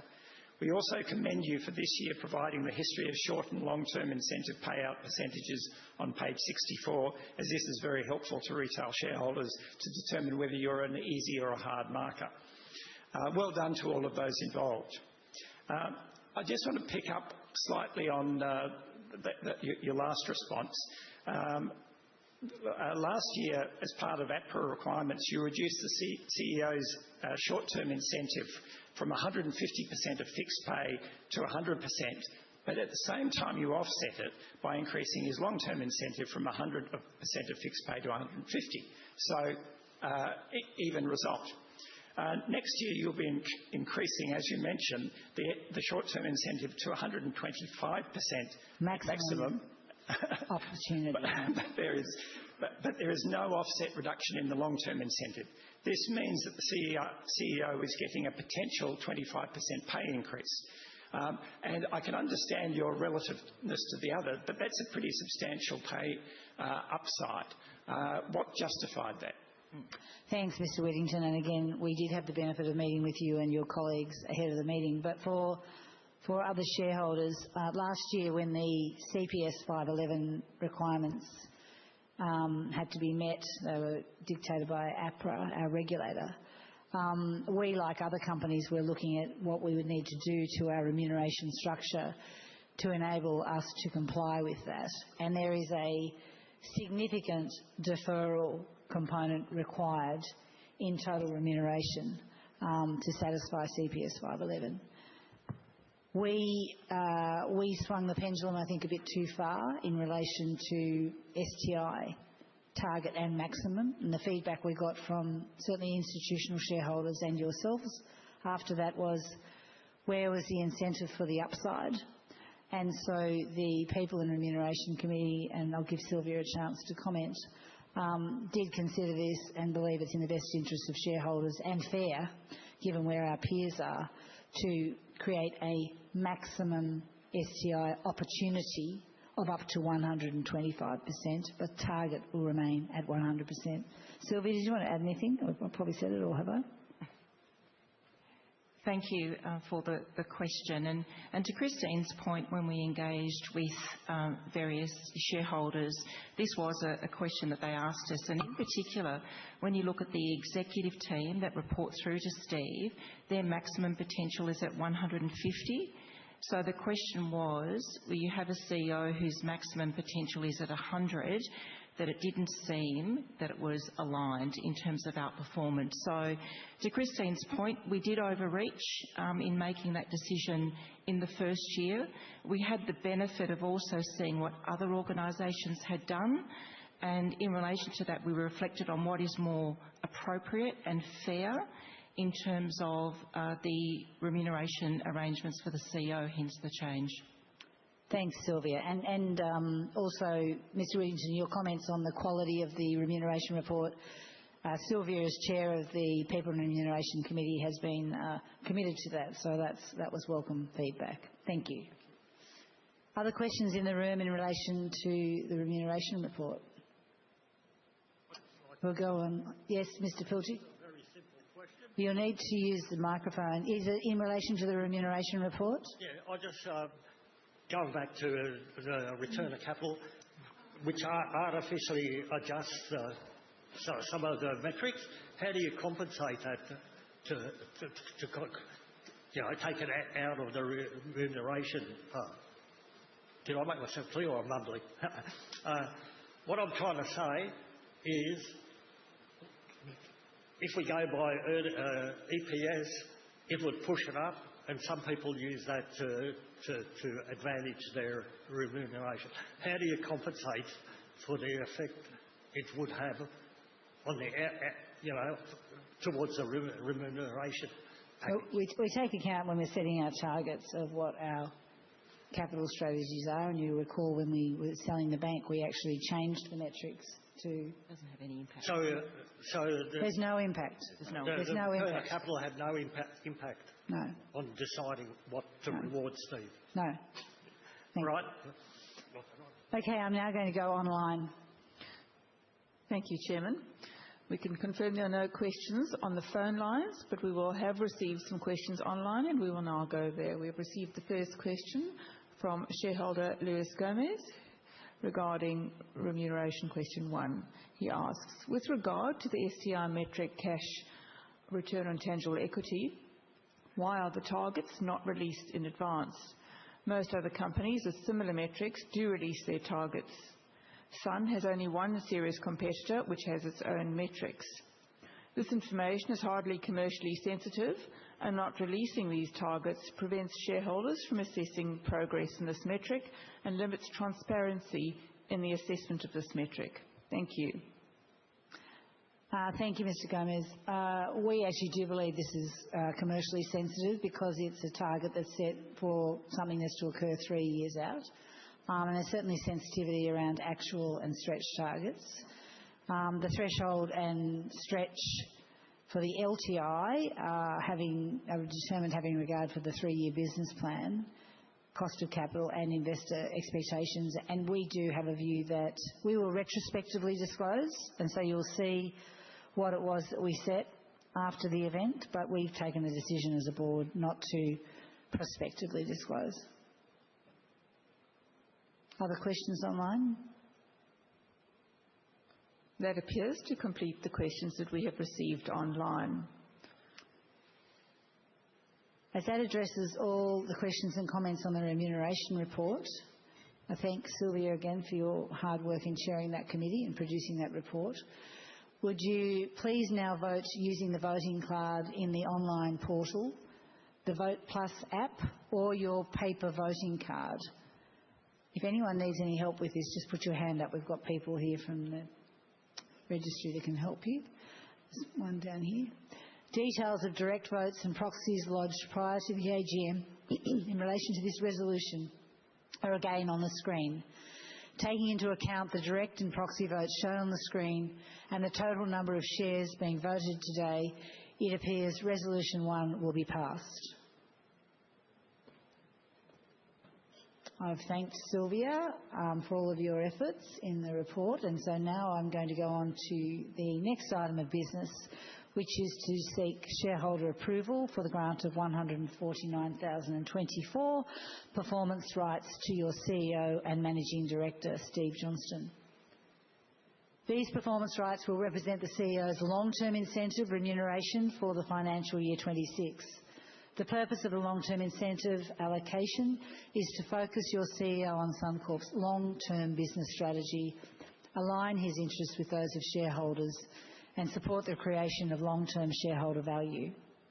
As I mentioned earlier, CPS 511 requires long-term incentives to have both financial and non-financial measures, and as set out in the notice of meeting, Suncorp's performance measures are based on relative total shareholder return, cash return on tangible equity, relative customer net promoter score, and relative trust and reputation.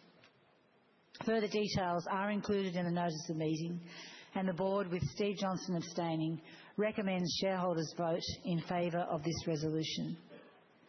I'll now put up the details of direct votes and proxies lodged prior to the AGM in relation to this resolution.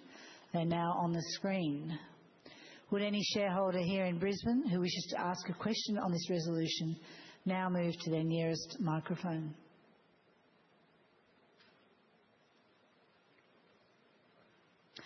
Don't think we have any questions in the room, so we'll see if there are any questions online on this matter. Chairman, I can confirm there are no online or phone questions for this item of business. Thank you. So, given there are no questions on this resolution, we will now confirm that we can vote. So you have your voting cards in the online portal, the Vote Plus app, or your paper voting card. And as I mentioned, details of direct votes and proxies lodged prior to the AGM in relation to this resolution are again shown on the screen. Taking into account the direct and proxy votes on the screen and the total number of shares being voted today, it appears that Resolution 2 will be passed. The next three items of business are to consider the election and re-election of 3 members of your board. If you're in the room and would like to ask a question on any of these items, please move to your nearest microphone. First, as I mentioned earlier, David Whiting seeks confirmation of his appointment to the board through seeking election by shareholders today. To add to my earlier comments, David's technology-related experience is relevant for Suncorp's next chapter as a dedicated general insurer, enabled by significant technology investments and a major transformation program. In addition, David's perspectives in relation to increasingly important matters such as cyber risk and data security complement the existing skills of the board.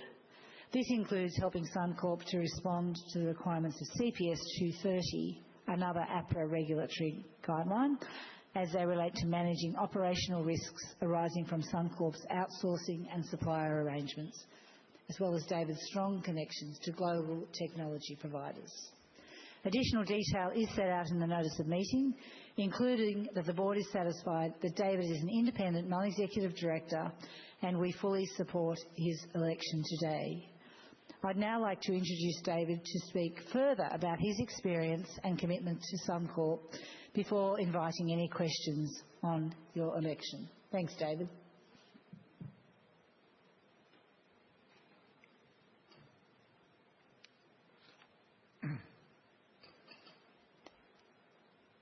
Thank you, Chairman, and good afternoon, shareholders. This is my first Suncorp AGM, and I'm honoured to be here seeking election to the Suncorp Group Board. It is an exciting time to be joining the company, particularly as we embark on this new chapter as a standalone trans-Tasman general insurer. Since joining the board in February, I've been incredibly impressed by the way in which Suncorp has approached and prepared for this period of significant change. During this time, I've also been able to contribute to the board's consideration of the full set of capabilities required to successfully make its transition, to be as prepared as possible for the future that will continue to be marked by rapid change and uncertainty, and to realise Suncorp's full growth potential. I believe my experience gained over more than 30 years leading complex business and technology across multiple geographies and industry sectors, including financial services, positions me well to deliver ongoing value to the board and Suncorp's strategic direction, which is underpinned by key technology investments.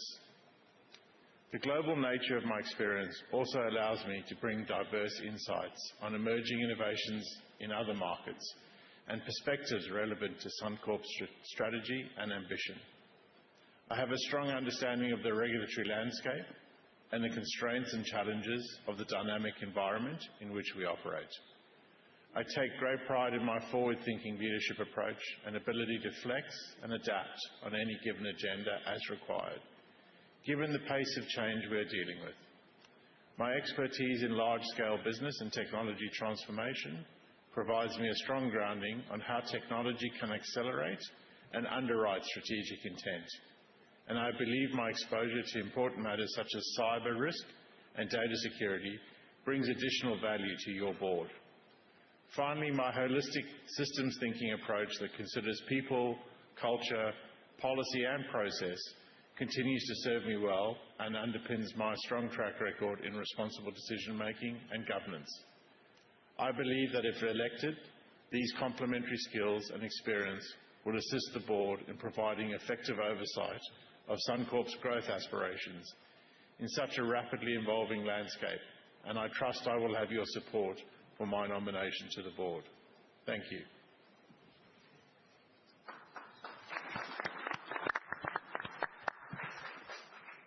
Details of direct votes and proxies lodged prior to the AGM in relation to David's election now appear on the screen. Belinda, do we have any questions received in advance relating to David's re-election? Thank you, Chairman. We have received a question in advance from shareholder Ms Natasha Lee, who asks, while you have almost achieved your target of 40% women on the board, overall the board seems lacking in other forms of diversity, and the focus should be not only on women on the board, but having a board that better reflects the diversity of the community. Will the board commit to ensuring greater diversity on the board? Thank you, Ms Lee. I think you can see that we have a track record of commitment to diversity, so perhaps given that I'm vacating the chair, I might give the incoming chairman, Duncan West, an opportunity to comment on your personal commitments. Thanks, Christine. Certainly I and the board acknowledge that diversity extends beyond gender and includes a broad spectrum of attributes such as cultural background, age and professional experience. Suncorp has a strong and long-standing commitment to diversity and inclusion both at board level and across the organisation, and this is something I'm committed to too. While gender balance remains a key focus reflected in our current female representation on the board and in senior leadership roles, we also recognise the importance of broader diversity in shaping effective governance and decision-making. Board renewal, as we've mentioned earlier, is an ongoing process, and the appointment of future directors requires consideration of a range of factors to ensure that the collective composition of the board is balanced with appropriate skills to effectively govern management's execution of Suncorp's strategic priorities. Thanks, Duncan. Next question, please, Belinda. Thank you, Chairman. Shareholder Mr Stuart Campbell asks, given the reduction in activities now transacted by Suncorp following the sale of the banking and life businesses, how does the board support the current level of board members and substantiate the increased quantum of directors' fees being paid? Surely a reduced size business requires less oversight and governance. Thanks, Mr Campbell. I think I did address this question earlier, but just to reconfirm that Suncorp has undergone a significant transformation journey over the past 5 years. But the environment we continue to operate in has significantly grown in complexity from both an operating and a regulatory perspective, and this has added to the board's workload despite the divestments. In fact, yesterday I chaired my 112th board meeting of Suncorp. So in addition to the introduction of the financial accountability regime, which comes with an increase in personal accountability on directors in financial services, there are challenges in attracting suitably qualified directors into the financial services industry. So we must remain competitive on our fees. But I will highlight that our directors' fees have remained unchanged since 2016, apart from the legislated increases in superannuation. Although we did seek an increase in the potential fee pool last year so that we could facilitate an orderly renewal. When we look at board composition, we really look through the lens of what the issues that we're addressing at the time, and I think I mentioned this in my earlier answer, so thank you. Is there any more questions, Belinda? Thank you, Chairman. That concludes the questions received in advance for this item of business, and we can now move to questions in the room. Louisa, microphone number 2. Chairman, may I please introduce John Whittington ASA, who is a proxy shareholder. Madam Chair, the last one for your tenure. Thank you, Mr. Whittington. That's good. People want sausage rolls. The earlier question, Ms. Lee, sort of half took my first question, but I just wanted to clarify one thing. Is she suggested that gender diversity was okay, and not according to my calculations. With the appointment of Mr. Whiting, it no longer meets the 40% female target. Oh, and in fact, we look for 40% female and 40% male. And with your departure, it's going to get worse. So certainly appreciate Mr. West's comments, and we'll be holding him to those in future with keeping gender and other diversity moving forward. Thanks, Mr. Whittington, and I can assure you this entire board is committed to ensuring that we maintain diversity. We've got 2 searches that are current in the market at the moment, and we will ensure that we, by the time we're sitting in front of you at next year's AGM, we have achieved the back of the 40% target. Okay, thank you. Madam Chair, it seems that Mr. You said White... that was my last question. Oh, no, well, my last time up. Oh, your last time up. How many questions, Mr. Whittington? Madam Chair, it seems that Mr. Whiting has not yet acquired any Suncorp shares, and Ms. Brown has not added to the token shareholding she had last year. We would encourage both to increase their stake in the company earlier rather than leave it to the last minute. Indeed, if the company's growth prospects are set as described in the annual report, it would be better financially for them to do so sooner rather than later. Well, Mr. Whittington, as I discussed with you when we met, our directors have up to 4 years to satisfy the minimum shareholding requirement. And David joined the board in February, and Gillian has only been here for, I think, coming up 2 years. But to prescribe when people have to buy shares makes an assumption about 2 things. One is whether there's any sensitive information that they're privy to and they're precluded from trading. And the second is people's personal circumstances. So our view is that provided non-executive directors satisfy the requirement within the 4 years, from the October following their appointment and comply with our requirement, which is equivalent to 100% of their base NED fee, then that suffices. I wasn't suggesting you prescribe when they buy. I was just encouraging them to do so sooner rather than later. I suspect they've got their own financial planner, but thanks, Mr. Whittington. Other questions in the room? We've just got one more from the floor. Chairman, may I please introduce Rab Pilgic, who is a shareholder. Thanks, Mr. Pilgic. Now, we're now talking about the election of Mr. Whiting. We're talking about David Whiting's skill set. Am I allowed to ask? Yes. Yeah. I'd like to put my position in first about how I feel about technology. I personally don't trust it, and I see values in it, like under a land system, but and from an internet point of view, as advertising and stuff like that. But I don't have faith. I'm pretty well know a bit about technology because I used to sort of work in that area, and like I might have mentioned it last time. Previously, when technology was introduced, it never relied.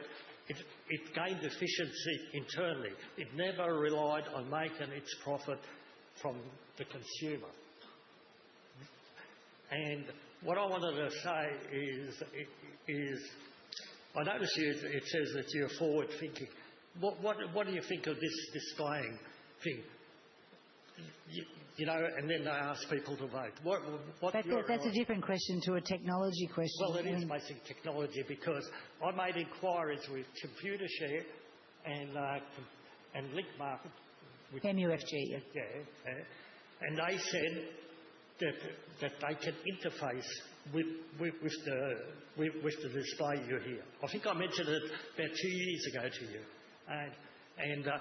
And all we need is for them to sit on the panel, and there's no need for you people to know the votes at all. And when you put up your display, they can interface with the display of the vote. The only concession I believe when it comes with the resolution is possibly you need updated information during a merger and takeover. So I ask him whether David agrees that we have the skill, the technology to do that. I might answer the question if I can, because David's incredibly knowledgeable and experienced in technology. But just the issue with the display of the votes, it's actually best practice now, as Mr. Mayne pointed out before. Legacy. You people are pushing technology on the consumers and everyone, and I'm trying to push technology on you people to use all the functionality that's available. And we get the data that's put up. It's verified. So the data that's put up is for the benefit of shareholders in the room to know that how those shareholders and proxy holders who are not in the room have voted. Yeah, and the other thing with technology, Mr. Pilgic, is we now have 549 people online participating in this AGM, and that's 549 people who presumably couldn't travel to Brisbane. So this is something that's valued by many of our shareholders. I'll go along with that technology, but I'm saying, as far as I can, for my bit of research on the technology capability, there is no need anymore for you people to be updated regularly during voting system. My understanding, what I've researched, is that you can ring up the registry company and ask them how the votes are coming in. And then it just improves transparency. Because from what I can understand, you can ring up someone and say, please change your vote. Things aren't going along as we were hoping to. Like I said, I'll make concessions for mergers and takeovers because you need to have a bit of an idea. So, I think we'll just note your comments, Mr. Pilgic. I'll ask that. Do you agree that we have the technology to do what I suggested? To David, I'm asking. Well, we have the technology, and how we use the technology is really a decision for the board, and we note your comments. So you don't like transparency, better transparency? I think we are incredibly transparent. That's why we're putting the votes up, and all of the numbers are verified by our registry. Thank you. Thank you, Chairman. I can confirm that there are no online or phone questions for this item of business. Thank you, Belinda. As that addresses all the questions and comments on David's election, would you please now vote using the voting card in the online portal, the Vote Plus app, or your paper voting card? Details of direct votes and proxies lodged prior to the AGM in relation to David's election are now shown somewhat controversially, it seems, on the screen. Taking into account the direct and proxy votes shown on the screen and the total number of shares being voted today, it appears this resolution will be passed. Congratulations, David. Well done. I'll now move to the re-election of Ian Hammond. As I mentioned earlier, Ian has an extensive knowledge of financial services industry and expertise in financial reporting and risk management. I'd particularly like to acknowledge his significant contribution as Chair of the Audit Committee. During his tenure, Ian has played a crucial role in the sale of Suncorp Bank and New Zealand Life, the business interruption response post-COVID, and the introduction of IFRS 17. More detail is set out in the notice of meeting. Ian joined your board in 2018 and he is seeking re-election for his third and final term. I and Ian's fellow directors are fully supportive of him standing for re-election today. I'll now invite Ian to speak about his experience and continued commitment to Suncorp.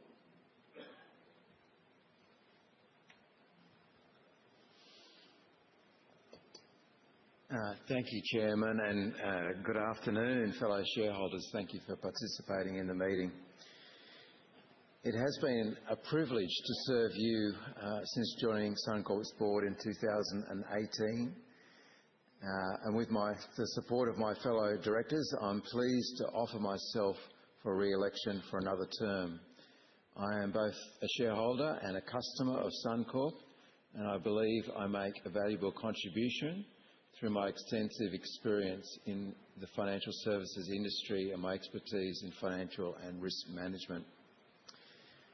As Christine said, I'm currently the chairman of the board's Audit Committee and a member of the Risk Committee.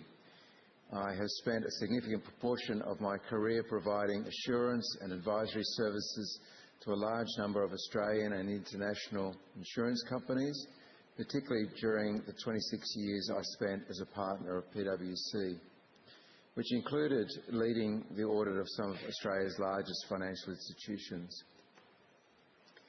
I have also held a number of non-executive director roles on the boards of both large ASX-listed companies as well as community organisations, exposing me to a broad range of perspectives across a diverse group of stakeholders. I am privileged to chair Mission Australia, a role that brings me closer to the everyday challenges being faced by some of the most disadvantaged and vulnerable members of our communities.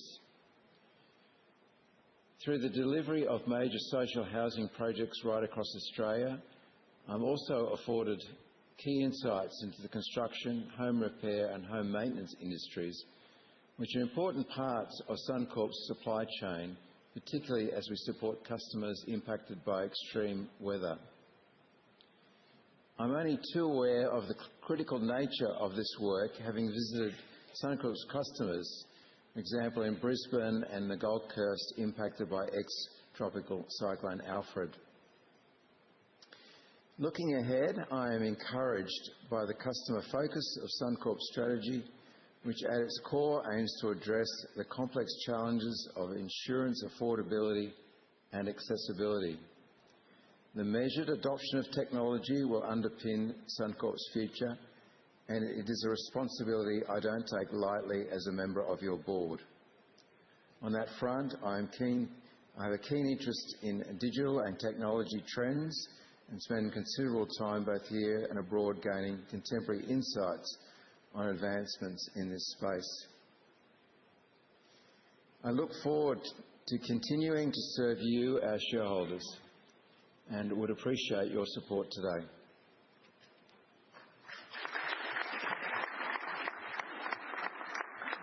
Thank you, Ian. I now put up the details of direct votes and proxies lodged prior to the AGM in relation to Ian's re-election, and you should now see them on the screen. Would any shareholder here in Brisbane who wishes to ask a question on this resolution please move to the nearest microphone? We have no questions in the room, Belinda, on Ian's re-election. Do we have any questions on this resolution online or via the phone line? Thank you, Chairman. We have no questions on the phone line. However, we have received a question via the online platform. The question comes from shareholder Mr. Stephen Mayne. Ian Hammond, re-election question. I'm puzzled why there was a modest 7.9% vote against Ian Hammond's re-election on the proxies, which were commendably disclosed early, so such a question can be asked. Did one of the proxy advisors recommend against Ian's re-election, and if so, what grounds did they cite? Did Ian or the chair engage directly with any of the owners of the $1 billion plus worth of shares which were voted against his re-election today in order to understand their concerns and persuade them to change their vote? Thank you, Mr Mayne. All proxy advisors recommended voting for the re-election of Ian Hammond, with almost 92% voting in favour, which is a resounding positive. And as I mentioned earlier, Ian has been an effective and committed director for Suncorp and conducts himself with the utmost professionalism. He's chaired the Audit Committee through a challenging period. One of the earlier questions today, when I talked through the various simplification steps that we've gone through, Ian at the helm of the Audit Committee has been extraordinary. The small number of votes against were for a variety of reasons, and we do meet with all institutional we offer to meet with many institutional shareholders ahead of the AGM, and where we don't seek to influence how investors vote, but we give investors the opportunity to ask questions, as we indeed do with the Australian Shareholders Association. Thank you. Thank you, Chairman. That concludes the questions received via the online platform for this item of business. Thanks, Belinda. As that addresses all the questions and comments on Ian's re-election, would you please now vote using the online voting card in the online portal, the Vote Plus app, or your paper voting card? Details of direct votes and proxies lodged prior to the AGM in relation to Ian's re-election are again shown on the screen. Taking into account the direct and proxy votes shown on the screen and the total number of shares being voted here today, it appears this resolution will be passed. Congratulations, Ian, and thank you for agreeing to the motion. The final item of business, getting close to lunch, is to consider the re-election of Sally Herman. As I mentioned when introducing Sally, she brings to Suncorp strong expertise in running retail banking and insurance products, setting strategy for financial services businesses, and working with customers, shareholders, regulators and government. Sally has been a director since 2015, was chairman of the Board Risk Committee for 6 years and chaired Suncorp's Board Customer Committee when it was first established. Sally has invaluable corporate memory of the Board's deliberations and has been a tireless contribution to our Board and committee discussions. The Board and I can attest that she conducts herself with clear independence of judgment. Sally is seeking re-election for her fourth and final term to facilitate measured Board renewal, which, as I mentioned earlier, is extremely important. I and Sally's fellow directors are delighted to support her re-election and delighted that she has agreed to stand. Sally, I'll now invite you to speak to your commitment to Suncorp. Good afternoon, fellow shareholders. It's an honour to stand before you today seeking your continued support for my re-election to the Suncorp Group Board of Directors for, as the Chair says, my final term. Since joining the Board in October 2015, I've been privileged to serve our shareholders through one of the most transformative periods in our history. As part of a dedicated Trans-Tasman insurer, I am more committed than ever to helping to guide this organisation to continue to deliver sustainable long-term value creation. As the Chair said, I'm a current member of the Risk Committee, and until the end of 2023, I had the privilege of chairing that committee during a period of unprecedented challenge and change. In this role, I oversaw the risk management framework that guided us through the successful bank sale completion and the effective management of the transitional arrangements, major natural hazard events, including the devastating 2022 East Coast floods and subsequent extreme weather events, where strong risk management was critical to supporting our customers and communities. Our evolving regulatory landscape and rapidly changing digital environment, including strengthening our cyber security and defence against increasingly sophisticated cyber threats, and our approach to climate change adaptation, integrating climate risk considerations into our strategic planning and operational frameworks.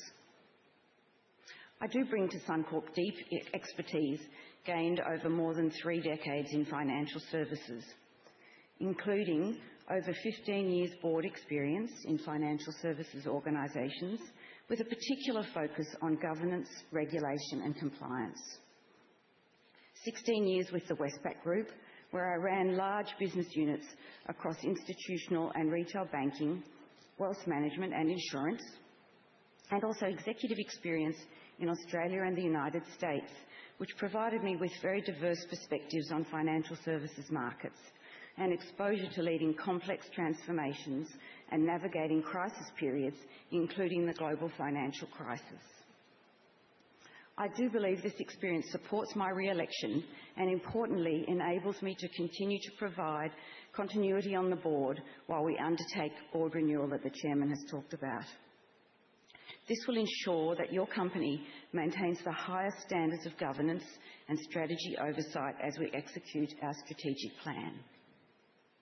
I want to take a moment to thank Christine McLaughlin for her outstanding leadership of the Suncorp board. She is a person of the highest integrity and with a deep commitment to our shareholders, employees and customers. She has led by example, always going into communities affected by natural disasters to support both our customers and the Suncorp team on the ground. On a personal note, I have loved working with Christine and wish her every success. Well, thank you, Sally. I am energised by the opportunities ahead and would be honoured to continue to serve shareholders in the next chapter for Suncorp. Thank you for your continued confidence and I respectfully ask for your vote.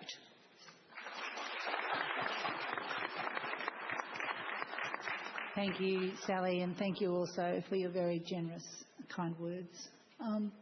Details of direct votes and proxies lodged prior to the AGM in relation to Sally's re-election now appear on the screen. Would any shareholder here in Brisbane who wishes to ask a question on this resolution now move to the nearest microphone?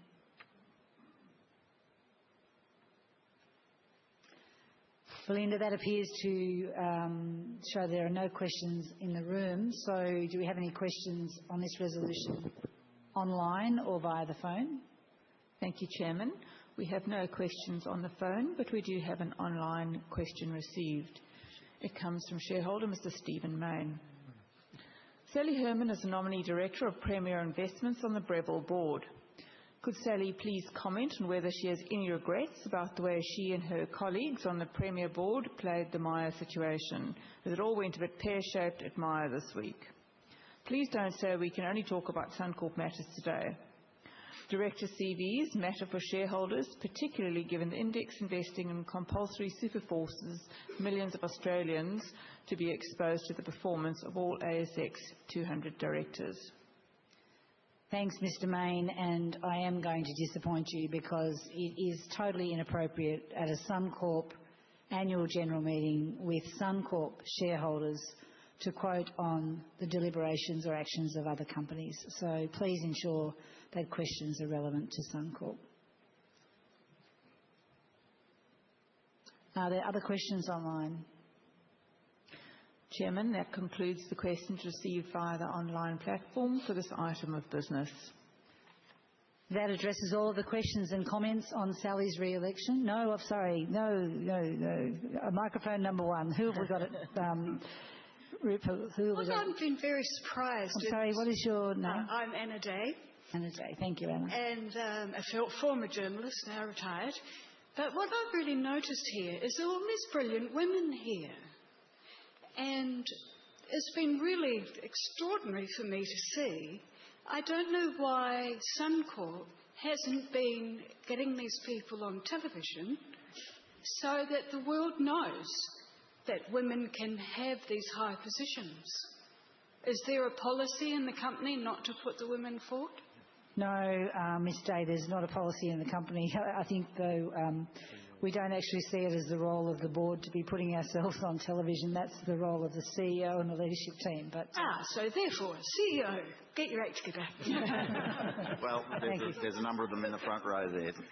And they're quite often on the television. But no, it is Suncorp does have a very strong cohort of women on the board, in the leadership team, and in fact across our operations. Whenever I'm visiting teams on the ground, when there's disasters, we're always very well represented by our men and our women. Thank you. So I think that's all the questions on Sally's re-election. So please now vote using the voting card in the online portal, the Vote Plus app or your paper voting card.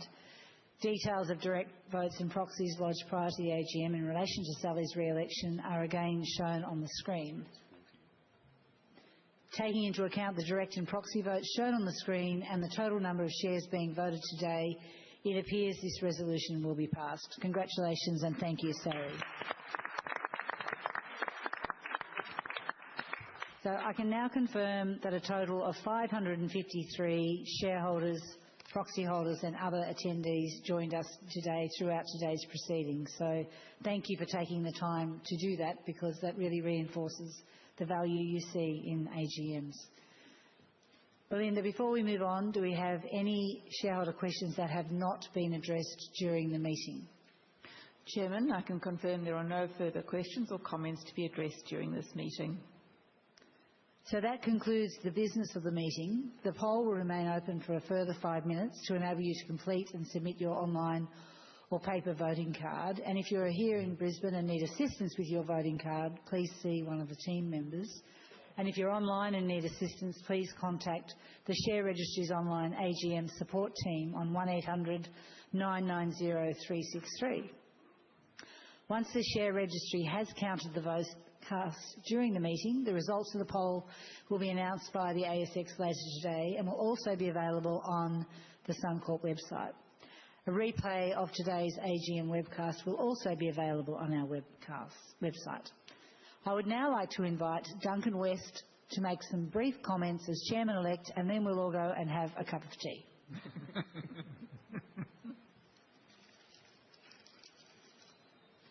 Thank you, Chairman, and good afternoon, everyone. I'm very conscious that I stand between you and the very fine sausage rolls outside, so I will keep this pretty short. It's a pleasure to be with you here and have the opportunity to address you as the incoming Chairman of Suncorp. As a proudly Queensland-based company with a strong retail shareholder footprint in this state, I would like to extend a special thank you to our Queensland-based shareholders, including those here today in the room. We value your loyalty. It is an enormous privilege to be taking on this position at such an important time for Suncorp. As a member of the Suncorp board since 2021, I have been part of Suncorp's material transformation journey to date, and I am enthusiastic about the opportunities that lie ahead for Suncorp in our new chapter as a standalone Trans-Tasman general insurer. Having worked in financial services, including the insurance industry, for more than 40 years, I deeply understand the critical importance of insurance to the economy and our communities, and the vital role Suncorp plays in supporting our customers when the unexpected happens. As you heard through the Chairman and CEO's addresses earlier, Suncorp is well positioned to build on its exceptionally strong foundations, to drive further momentum and efficiencies, and deliver the benefits of being a profitable, well-capitalised and customer-focused business that can invest in the future and create value for all our stakeholders across the Tasman. Importantly, this position also provides us an enhanced ability to address some of the very real challenges our customers, communities and the industry continue to face when it comes to insurance affordability and accessibility and the impacts of climate change. These urgent issues are at the core of our strategy and will remain a priority for your board, together with our executive leadership team, including through our advocacy with government, regulators, the industry and communities. On a personal level, I am committed to serve you, our shareholders, and have taken steps to ensure that I have the time and capacity to give the role the attention it deserves. I'm also very appreciative of our important Queensland heritage and the commitments we have made to the Queensland Government and wider community, and with my board colleagues, Steve Johnson and his team, we will continue to respect these. Finally, I would like to join the CEO and my board colleagues in acknowledging the significant contribution of our outgoing chairman, Christine McLaughlin. On behalf of my fellow directors and all shareholders, Christine, thank you for your leadership and dedication to Suncorp. Under your stewardship and together with our CEO, you have led Suncorp through periods of unprecedented challenges and supported the company's evolution in line with changing customer and community expectations and fast-paced workforce and technological changes. Importantly, this has been done with a deep consideration for all our stakeholders. I look forward to building on your legacy and those before you, with a focus on driving long-term, sustainable growth and shareholder value through the delivery of positive outcomes for our customers and communities across Australia and New Zealand. Thank you, and I hope to meet as many of you as possible following the conclusion of the meeting. With that, I'll now hand back to the Chairman.